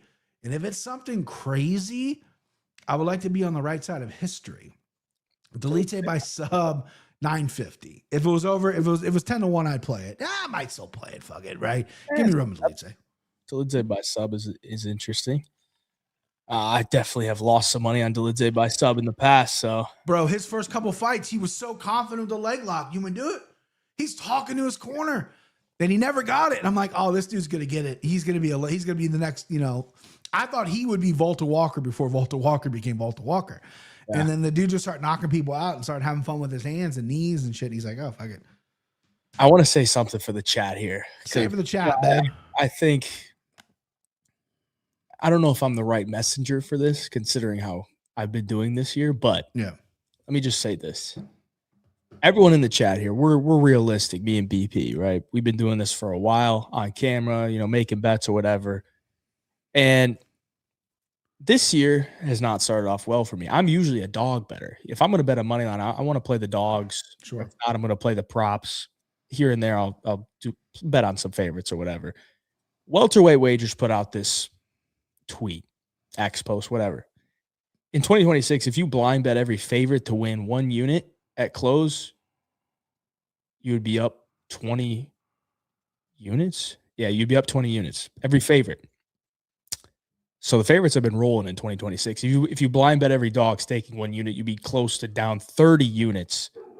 And this has been a common theme throughout this card and a lot of cards recently. Big favorites that we're saying they shouldn't be this big of a favorite, but they probably win, right? Yeah. And if you just look at the most recent cards, Jose Delgado was minus 500 last week. Won a split it out. Squeaked it out. A money line bet on Jose Delgado at minus 500 in a parlay. You got lucky. The week before that, Dante Johnson, split decision. He's minus 800. You got lucky. Extremely lucky. The week before that, Edgar Shira, split decision. He was like minus 350. You got lucky. The week before that, Strickland Hernandez, John Paul, split decision, minus 220, minus 250. You got lucky. He's the luck of the Irish. Week before that. I don't know if I can come up with that one. Oh, yeah. Fareed Bashrap. You got lucky. He was like minus 300. Yeah. Split decision. I thought he lost that fight. Even if you put Javid Bashrap in there, yeah, it was a close fight. He was like minus 800. You got lucky. So what I'm trying to say here is this week, there's a lot of big favorites. Minus 500, minus 700, minus 800. You don't need to bet them, bro. You don't need to bet them. You don't need to throw them in your parlay just because you think they're going to win. Because eventually that post that I just showed you, eventually that's going to switch around. Mm-hmm. Favorites can't keep winning at this rate that they are. So, and winning these close splits too, it's close splits. It's bound to turn. Keep that in mind. I'm not just saying, I'm not saying CLD is going to lose here, but I'm saying it. It's getting a bit crazy. I'm saying it. Motherfuckers going to lose. Leroy Jenkins. One of the best fucking videos. Chris Walker. Ever. Gambling, it's all about luck. What the fuck are you talking about? If you're just playing this for luck, you're going to lose, buddy. If you think, I'm just playing this, I think I'm going to be lucky today, I'm going to go make a bet, you're going to lose, bro. You might win that day, but if you keep that same energy throughout your career, you're going to lose, bro. Lottery. Playing the lottery's luck. Sports, handicapping, putting the hours in, finding places. If you think I'm stupid, keep doing it, bro. You're going to get burned. Burn, baby, burn. Moving on. Iwo Barnowski comes in here as a minus 600 favorite, taking on Austin Lane, who sits at plus 450. Austin Lane, 1-4 in the UFC. His entire career has been at heavyweight. Now he's moving down to light heavyweight. Crazy. At 38 years of age, 6'6", 80-inch reach. He's going to be huge. Is he going to make weight? I'm not sure. I highly doubt it. But even if he doesn't make weight, I'm sure Iwo Barnowski will probably accept the fight because this is a setup fight. Iwo is young in his professional MMA career, but he's got an extensive amateur career, and he's got a nice big right hand on him. I mean, he knocked out Muhammad Ali on the Contender Series real quick, and then he had that great fight with Ibo Aslan, which it was a great fight, right? It was a great fight that didn't last that long, a lot of back and forth, but at the end of the day, he still got dropped. He still got dropped. So am I going to be running to bet Baroni at minus 600? No. But not a chance in hell I'm putting money on Austin Lane. So it's favored or pass. Baroni probably chins him again.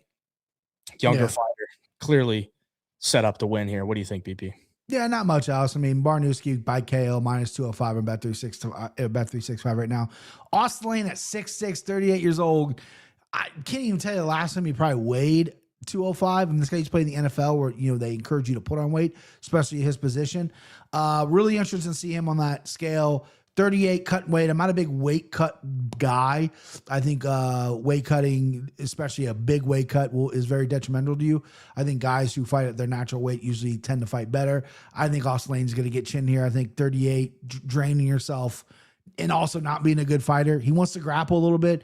He might maybe have some opportunities to grapple, but Baroni is dangerous everywhere. He can clip you inside. He can clip you outside. I like Baroni by KO. I don't know how I'm going to play this fight, if I'm going to play it. Really weird that Austin Lane's still in the UFC.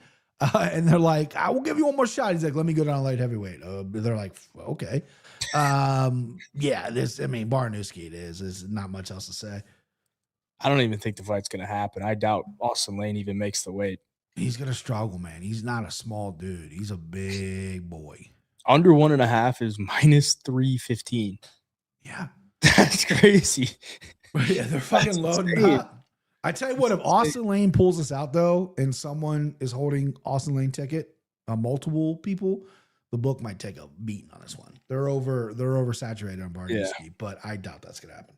Yeah. I mean, that's like entering Ateba Gote versus Treston Mines territory, where the under 1.5 is like minus 600, Crazy. So, yeah, I mean, not much to say about this one, boys. It's probably Baroni round one.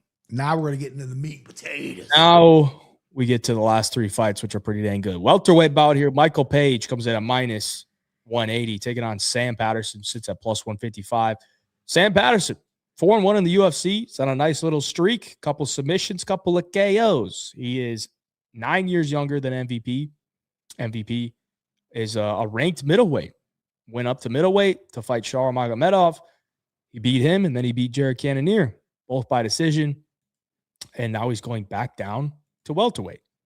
So a lot of weird stuff going on with MVP.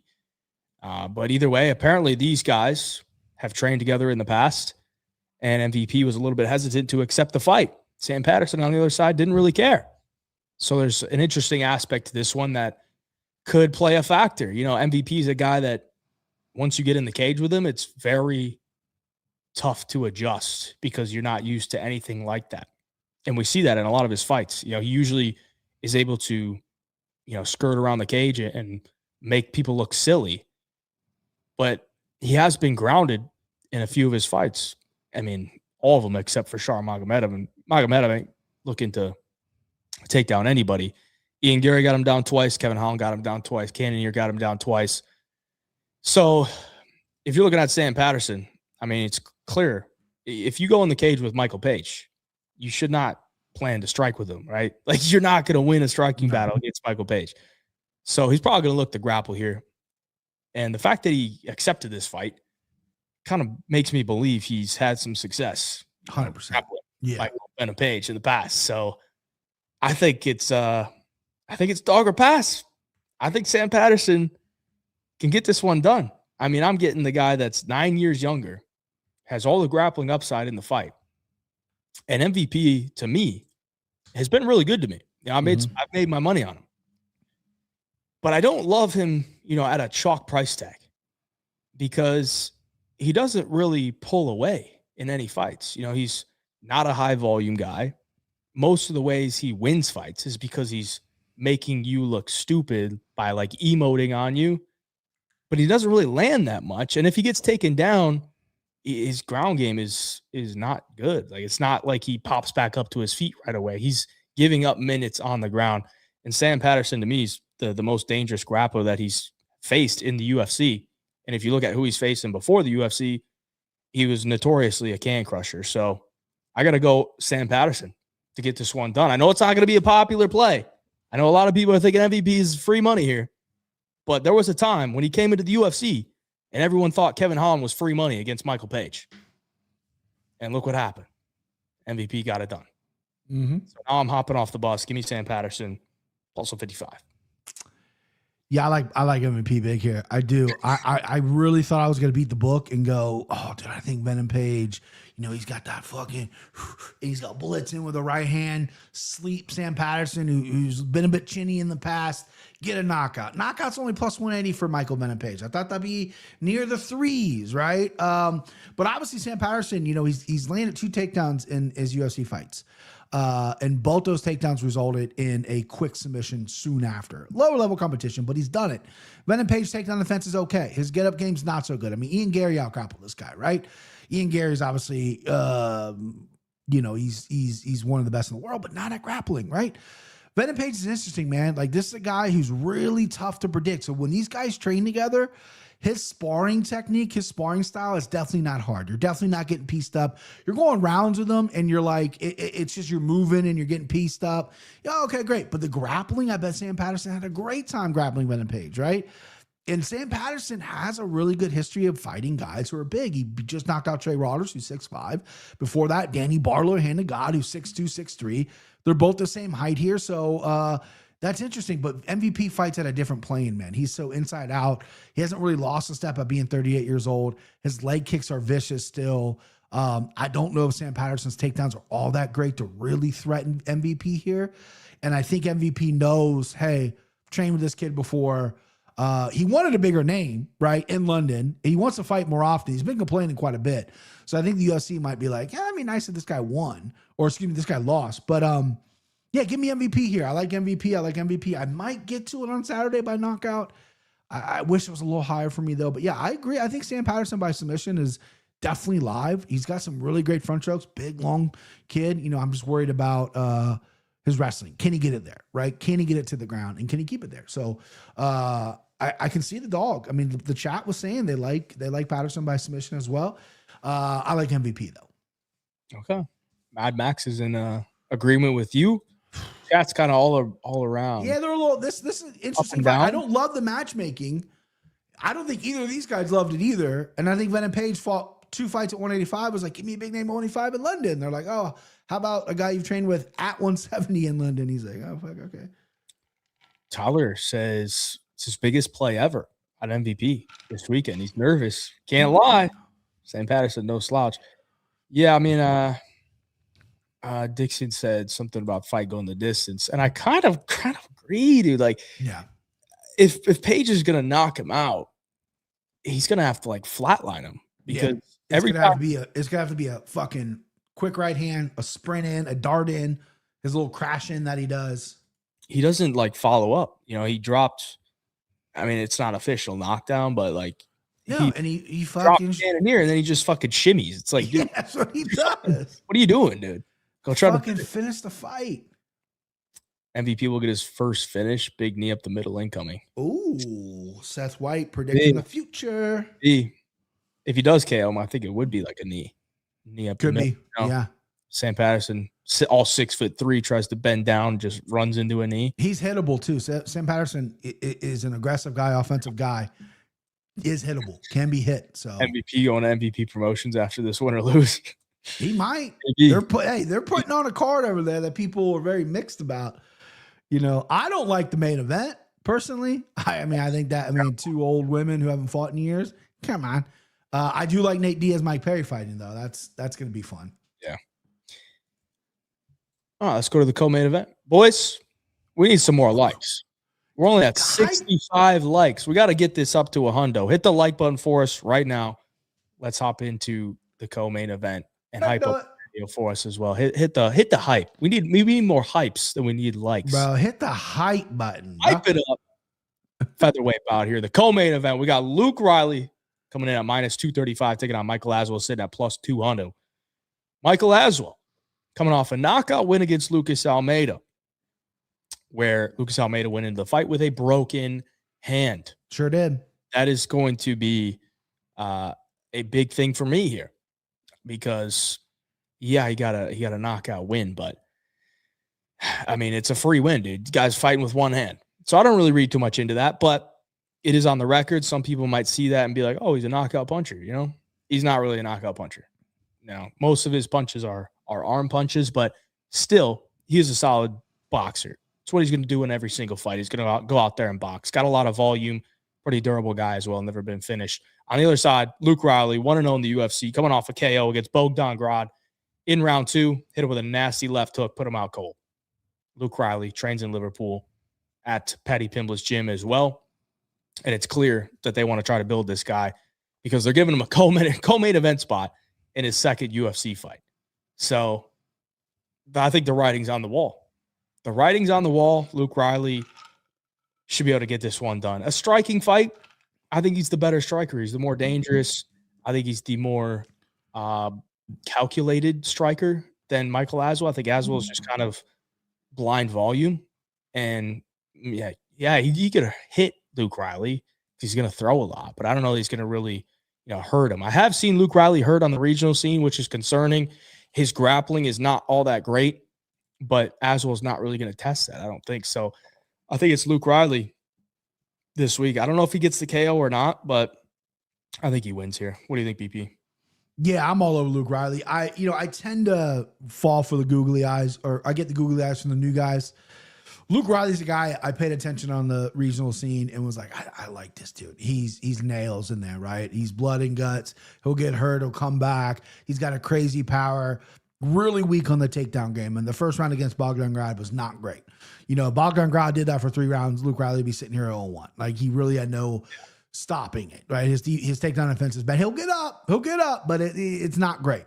Azwell is going to just strike with him. This is a boxing fair. Azwell landed 155 strikes against Bogdan Grad in the Contender Series debut, lost that fight by split. And then Balaji Oki, who just got kind of exposed as a fraud, he was a huge underdog in that fight, put up a good fight, lost a decision in that fight, but put up a good fight in that one.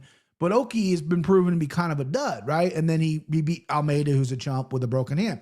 So Azwell, Texas boy, coming in here, wanting to stand up, wanting to strike with Luke Riley, which Luke Riley's bread and butter. Luke Riley, I don't think is the most technical guy in the world, but you don't need to be super clean. I think he's technical, man. But he's not like, well, this is a compliment though. He's not like your cookie cutter guy who, because his left hook comes from different angles, a la Poatan Paeta, this kid has some super power, and that is where it comes from, is that unorthodox kind of stuff. If you watch Rich Franklin fight years ago, that dude, it was wild, but when he landed on you, it was money. Like, he could hurt you and put you out. And that's what Luke Riley has. He has that style that he developed, that he created in that Liverpool gym, and it works for him, right? He's 12-0, riding high, fighting at home right now. Patty's going to be in his corner. I think this is going to be a knockout win for Luke Riley. I like Luke Riley here. Azwell's proven to be super tough. 135 strikes by Oki, who can hit. Bogdan Grad hit him 102 times. I made it hit him 9 times. The dude's got a fucking chin on him. He's tough, whatever. But every time he fights upper level competition, he has another loss by Yaradavil before the UFC as well. So he's fought and lost to some decent guys. I think Luke Riley might be next up. Give me Luke Riley, minus 235. And I'll be talking about him a little later. You know what I mean? A little tease. We'll be talking about a little tease. EP's teasing you. Yeah, I like it. I think Luke Riley gets it done. I think I don't know if he gets the KO. I mean, if you look at the odds, the KO is plus 200 something. I had it plus 230 earlier. If maybe it moved. 230, plus 240. Plus 230 still on bet 365. Compared to decisions, plus 130. So you get a little extra juice on the KO. But Azwell never been finished as a professional. So you'd be betting on something that hasn't happened. But Azwell definitely hasn't fought a dangerous striker like Luke Riley. So I could see it. I could definitely see it. I also see this being absolutely fight of the night. I think both these guys are going to light this place on fire. Yeah. It's not a big name, co-main, but it should be a fun fight. Absolutely. So, excited. All right, let's go to the main event of the evening. We're staying in the featherweight division where Movsar Evloev comes in at minus 240, taking on Lerone Murphy, who sits at plus 205. Both men undefeated. Both men have 9 wins in the UFC. 1 draw for Lerone Murphy. Both guys 5-0 in their last 5. 34 years of age for Lerone Murphy, coming off a big spinning back elbow KO against Aaron Pico, the man that was supposed to face Movsar Evloev, but Evloev had to pull out. So Lerone Murphy went in and cleaned up after him. And now the Russian is going into enemy territory, into England. And Lerone Murphy is looking to punch his ticket to a title shot. The spinning back elbow wasn't enough. Apparently, this is a #1 contender fight. So there's high stakes here. But I also saw a video saying that Jean Silva was going to London, flying to London to sign a contract to fight Alexander Volkanovski. Why would you fly to London to do that? Like, does UFC know, like, hey, this fight, if Evloev wins, it might be a pretty shitty fight. But if Murphy knocks out Mosar Evloev, Murphy gets the shot. I mean, what are we even doing? Yeah. It was a weird. I saw that too. I'm like, why would he fly to London? Wouldn't he fly to Australia? I mean, I don't know. Well, I don't know. I have no idea why he would fly to London to sign a contract to fight Volkanovski. Contracts are done online, dude. You do it through your email. I don't know why you're flying to London for, bro. If he was flying to London to like face the winner of this, then that makes sense. You get a little stare down in, a little bark action in. Roof, roof. Yeah. I don't know. Maybe if Evloev wins and it's boring, like they're gonna pan to Jean Silva. And Jean Silva's going to be like acting bored, and then they're going to sell it like that or whatever. But I don't know. I mean, I look at this one. I think most are Evloev wins, man. I don't think Lerone Murphy can handle the grappling. 51% takedown defense is not a good look against a guy in Evloev, who I think is a legit wrestler, grappler for MMA. The only worry here is, Evloev's a guy that doesn't get finishes, man. He doesn't get finishes. So you're in enemy territory. You need takedowns to win the fight, most likely. It's not like saying Evloev's takedown or bust. He could strike a little bit, but if he's going to be striking with Murphy, then it's going to be very competitive. So he's going to need the grappling.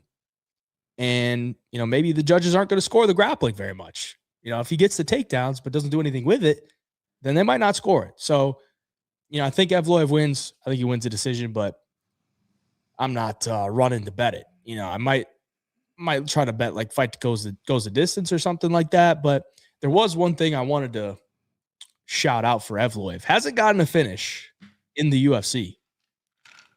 But when he was in M1, he had the long run in M1. Yeah. He did get a few finishes, man. Got a few finishes. Sub Sergey Morozov, who's not a terrible fighter, pretty decent actually. And that was a 5-round main event, and he got it done. And he got a 5th round TKO against Rafael Diaz. So maybe he's a 5-round fighter. Maybe in round 4 and 5, that's when he starts to cook people. Yeah. Maybe it is, because he's only been in 3-round fights in the UFC. So that round 4 and 5 could maybe be interesting for a little sprinkle on Evloev. I got to check out the numbers for that. But what do you think here, BP?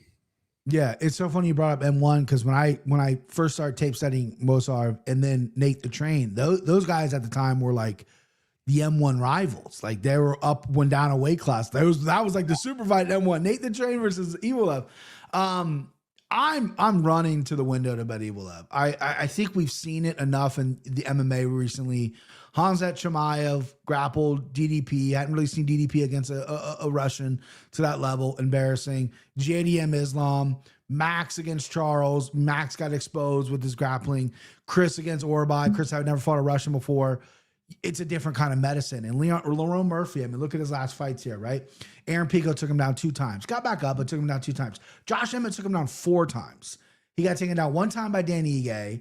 He took down Edson. He became a wrestler against Edson 4 times. And then this is the glaring weakness. Gabriel Santos 5 times and Makwan Miramani 5 times. Mirkani, excuse me. Mirkani is the only true grappler he's fought. Yes, he need him to oblivion. That guy stinks, right? He's too busy banging chicks. He doesn't have enough energy in the cage. But that's the only real guy who's going to really dive at your legs a whole bunch. And this is just a different level. I think Evloev is the best grappler at 145. Is it boring? Yes. Do I want to watch him fight? No. I think he needs to go out there and get a fucking finish. I hope he gets a finish in 4 or 5, gets a submission, something to shut people up, let him fight Volkanovski. The UFC doesn't want this guy to be champion, right? He's battled injuries. He has no personality. He's boring, right? They don't want another Russian UFC champion, but you got to go out there. You got to, 20-0 with finishing Lerone Murphy. That's hard to deny. So I like Evloev here. This is a big bet for me. The past couple weeks or 2 weeks ago, I put all my winnings on Max Holloway. That failed me. Last week, I put all my winnings on Bajejos, which helped me, gave me a plus money in the win column that night. So this is going to be a similar situation. If I'm up on the night, I'm going all in, chips to the middle, Evloev. I think he wins by decision, but I would love to see it finish. I just think his grappling is too much. And by the way, I saw it in the chat. He's looking fucking jacked. I mean, his back, dude, golly. He was already shredded. He's looking enormous. That's a strong dude. And Lerone Murphy's takedown offense isn't great. He gets up well. Yeah. But again, we've seen that before. Max Holloway used to get up really well too until you get a guy that doesn't make you get up. I like Evloev big here, man. I like him a lot. Yeah. Yeah, my worry with that is Murphy is good at getting up, you know? So if Evloev can't do anything with the takedowns, then they might just throw it out. Like, sure. They might just not score. You know? And one last thing about Murphy I meant to mention, his knee in close to the chest or the chin is really good, and he's really good spinning in tight as well. That elbow he hit Aaron Pico with, Aaron Pico kept marching forward, and Aaron Pico does have a chin problem, but that elbow would have knocked out anybody. It was a small spin against the cage. Very, very impressive stuff by Lerone Murphy. Evloev's got to mind his P's and Q's for sure. I think Lerone Murphy's a high-level guy. I just think Evloev is a problem matchup for pretty much anybody. I said this on my early picks video, but Lerone's two knockouts, most recent knockouts, are a knee against Mirkani and a spinning back elbow against Pico. Yeah. I was like, maybe he's a Melky Costa. Maybe he can just head kick everybody and then get to the title. Maybe he's that guy. Because I said Melky wouldn't land another head kick against Ige, but he still managed to do it. This time it was just a spinning back right to his goddamn face, bro, because shattered his nose. Maybe he lands a spinning back kick to the dome. Make no mistake about it. I'm going to root for Evloev because I'm going to have money on him. But if as a fan of UFC, as a fan of the sport, as a fan of where I want this division to go, because let's face it, Volkanovski's got about one left in him, right? Murphy's the guy you want to go with, right? It's not Evloev. Murphy's the guy. If Murphy knocks out most of Evloev, depending on the contract situation, bro, I swear they'll cut him. They'll fucking see ya. I don't think they want anything to do with this guy, but well, maybe that's just my opinion. No. What about referee separations? Is that not a factor? I don't know. I guess it could. If we remember, if you get old Mark Goddard in there. If you remember, come on. Usman versus Leon. Yeah. Remember those ref separations? The separation led to the head kick, bro. Well, that one, but I'm talking about the one in London. Oh, yeah. But Edwards was also cheating his ass off, grabbing the cage and shit. So, yeah, interesting one. I think it's Evloev. Those cheeky Brits. All right, now it's time to go to the segments you've all been waiting for.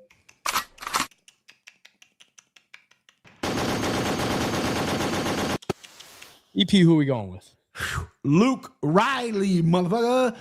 I get googly eye with the new guys. I love this matchup for him. If it was a wrestler, I'd run for the hills. This guy's going to struggle with some grappling, at least right now in his career. He's only 12-0.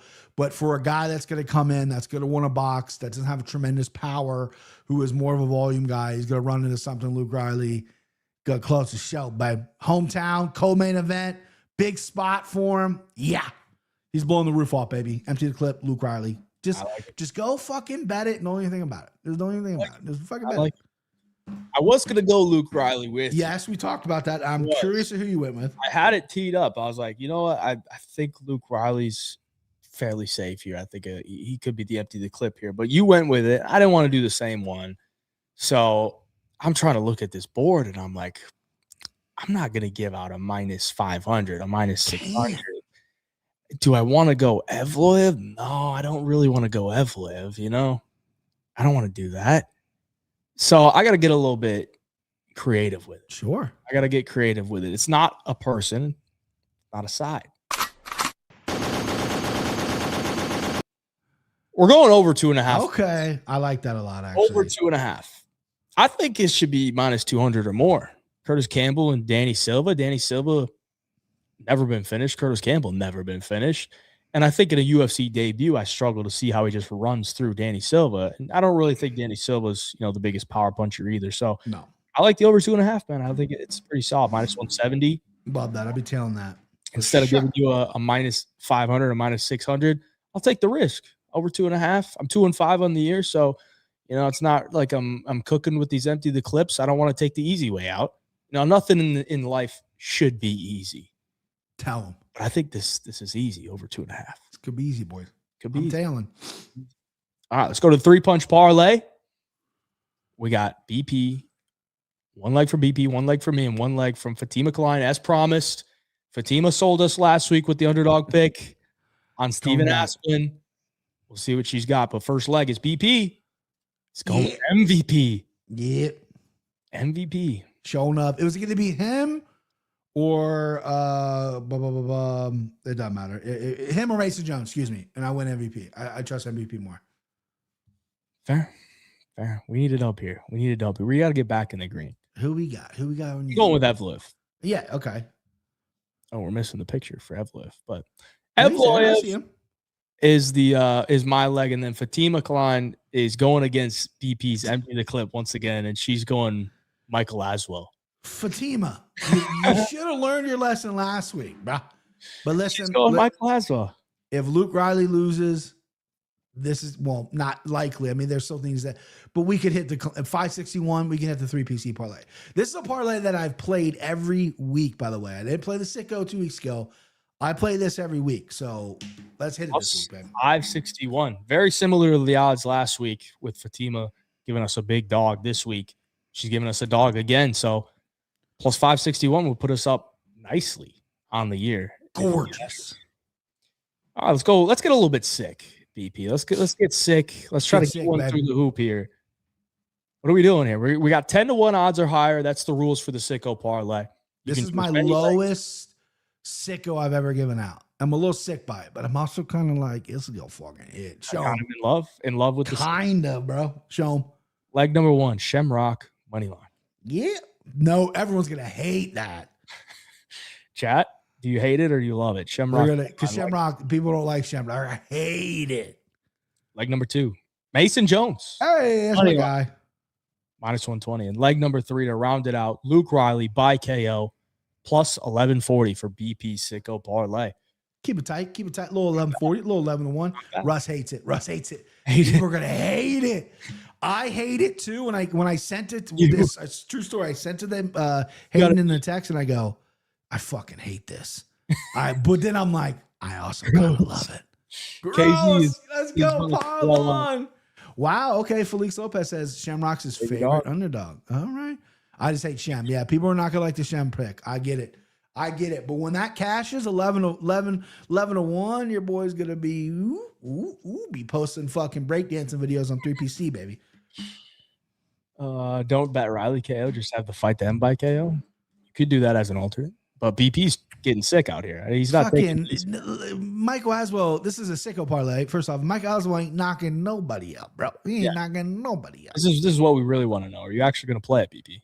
This I did. I played last week. I went $30 on it last week. I was like, this one's gonna be it. Usually, so my units are $100. I'm a middle class guy. I'm not Matty Betts. Okay, 100 unit guy. Typically, when I started off, it was 20, 25 was my most, and then I went down to 10 and whatever. Then I missed the week, and then I was like, I gotta make up for it. My guy, if Brad Tavares would have won this fight, right? I think Chris would have won, and I think and Gillian would have had a sub. I think it would have been a different night, you know. And I had $30 on it, but it is what it is. We're battling back. Let's get sick. Let's put it through. What is yours? I need to get one through. If you had to predict, which fighters do you think would be in it? Man, I don't. Delete it maybe, because he's pretty high. Oh no. We ain't gonna do that. All right, you don't gotta guess. Nathaniel Wood. Let's see. I was maybe gonna go with Wood, but I picked it out. Leg number 1, we're going Mason Jones by decision, plus 200. Did we lose BP? No, I got you. Sorry, some guy he trains with Van, hits harder, sure, fatty, is what the last comment was. Obviously that's. Okay, he changed with a 125-pounder, so that means he hits harder. The fuck you talking about, bro? Oh man, he changed Joshua Van so he hits harder. Fuck out of here. Joshua Van's like the hardest hitter in the world. Yeah, too. Right. Yeah, that guy's fuck out of here. Couldn't fucking knock out Durden, dude. Jones' decision. Excuse me. I like that. Leg number 2, CLD by decision. Oh, okay. And to round out Sicko parlay, I've been chasing finishes, but this week it's going to be a decision lay. Wolves are Evloev by decision, plus 1292. Tell me how it loses. Higher than Tell me, bro. How it loses. I most of the time I play yours as well. We both got Jones in ours, which I like. I don't have Deit saying parlay or anything. I got a money line, but chat. Yeah, bro. Let's go. I like it. Decision 1292. 1292. I think it hits. We'll see. I need to get one through, and we'll be in the profit on the year. All right, boys. That's going to be the show. Reminder, get your picks in on 3punchconvo.com for UFC London. Put all your picks in, get them all correct, and win $1,000 if you pick the perfect card. Link down in the description below, 3punchconvo.com. Use code BigJive for a free month to get full access, or you can sign up for free nonetheless. BP, anything for the viewers before we hop out of here? Thank you, everybody that joined the show. Yeah, I got to shout out the chat. Chat's amazing. I love the chat. I love the interaction, guys. I know people get a little upset when we push 3PC and they're like, oh, you're trying to make us buy stuff. Listen, I'm not trying to make you do anything. Like, if you're here watching us, like talking to us, that's what 3PC is for. I want you to be part of the community. Even if you think I'm a fat lesbian with a lesbian haircut, I want you a part of the community. It's the best community on the internet with MMA fans, true MMA fans, and it's only getting started, man. So 3punchconvo.com. We're lot's going to happen in the future. We just had a video, obviously, and it's just, again, I know a lot of people tune out when we do the ads, but we're not doing like better health ads. We're not doing Manscaped, how to shave your balls. We're doing something for the community. And I think you guys will love it if you give it a shot. So 3punchconvo.com. That's it, chat. You're amazing. Thank you. Good luck this Saturday, everyone. Yes, sir. We'll be back next Wednesday breaking down UFC Seattle. BigJive MMA Show. BP, Jive. Till next week. Yeah.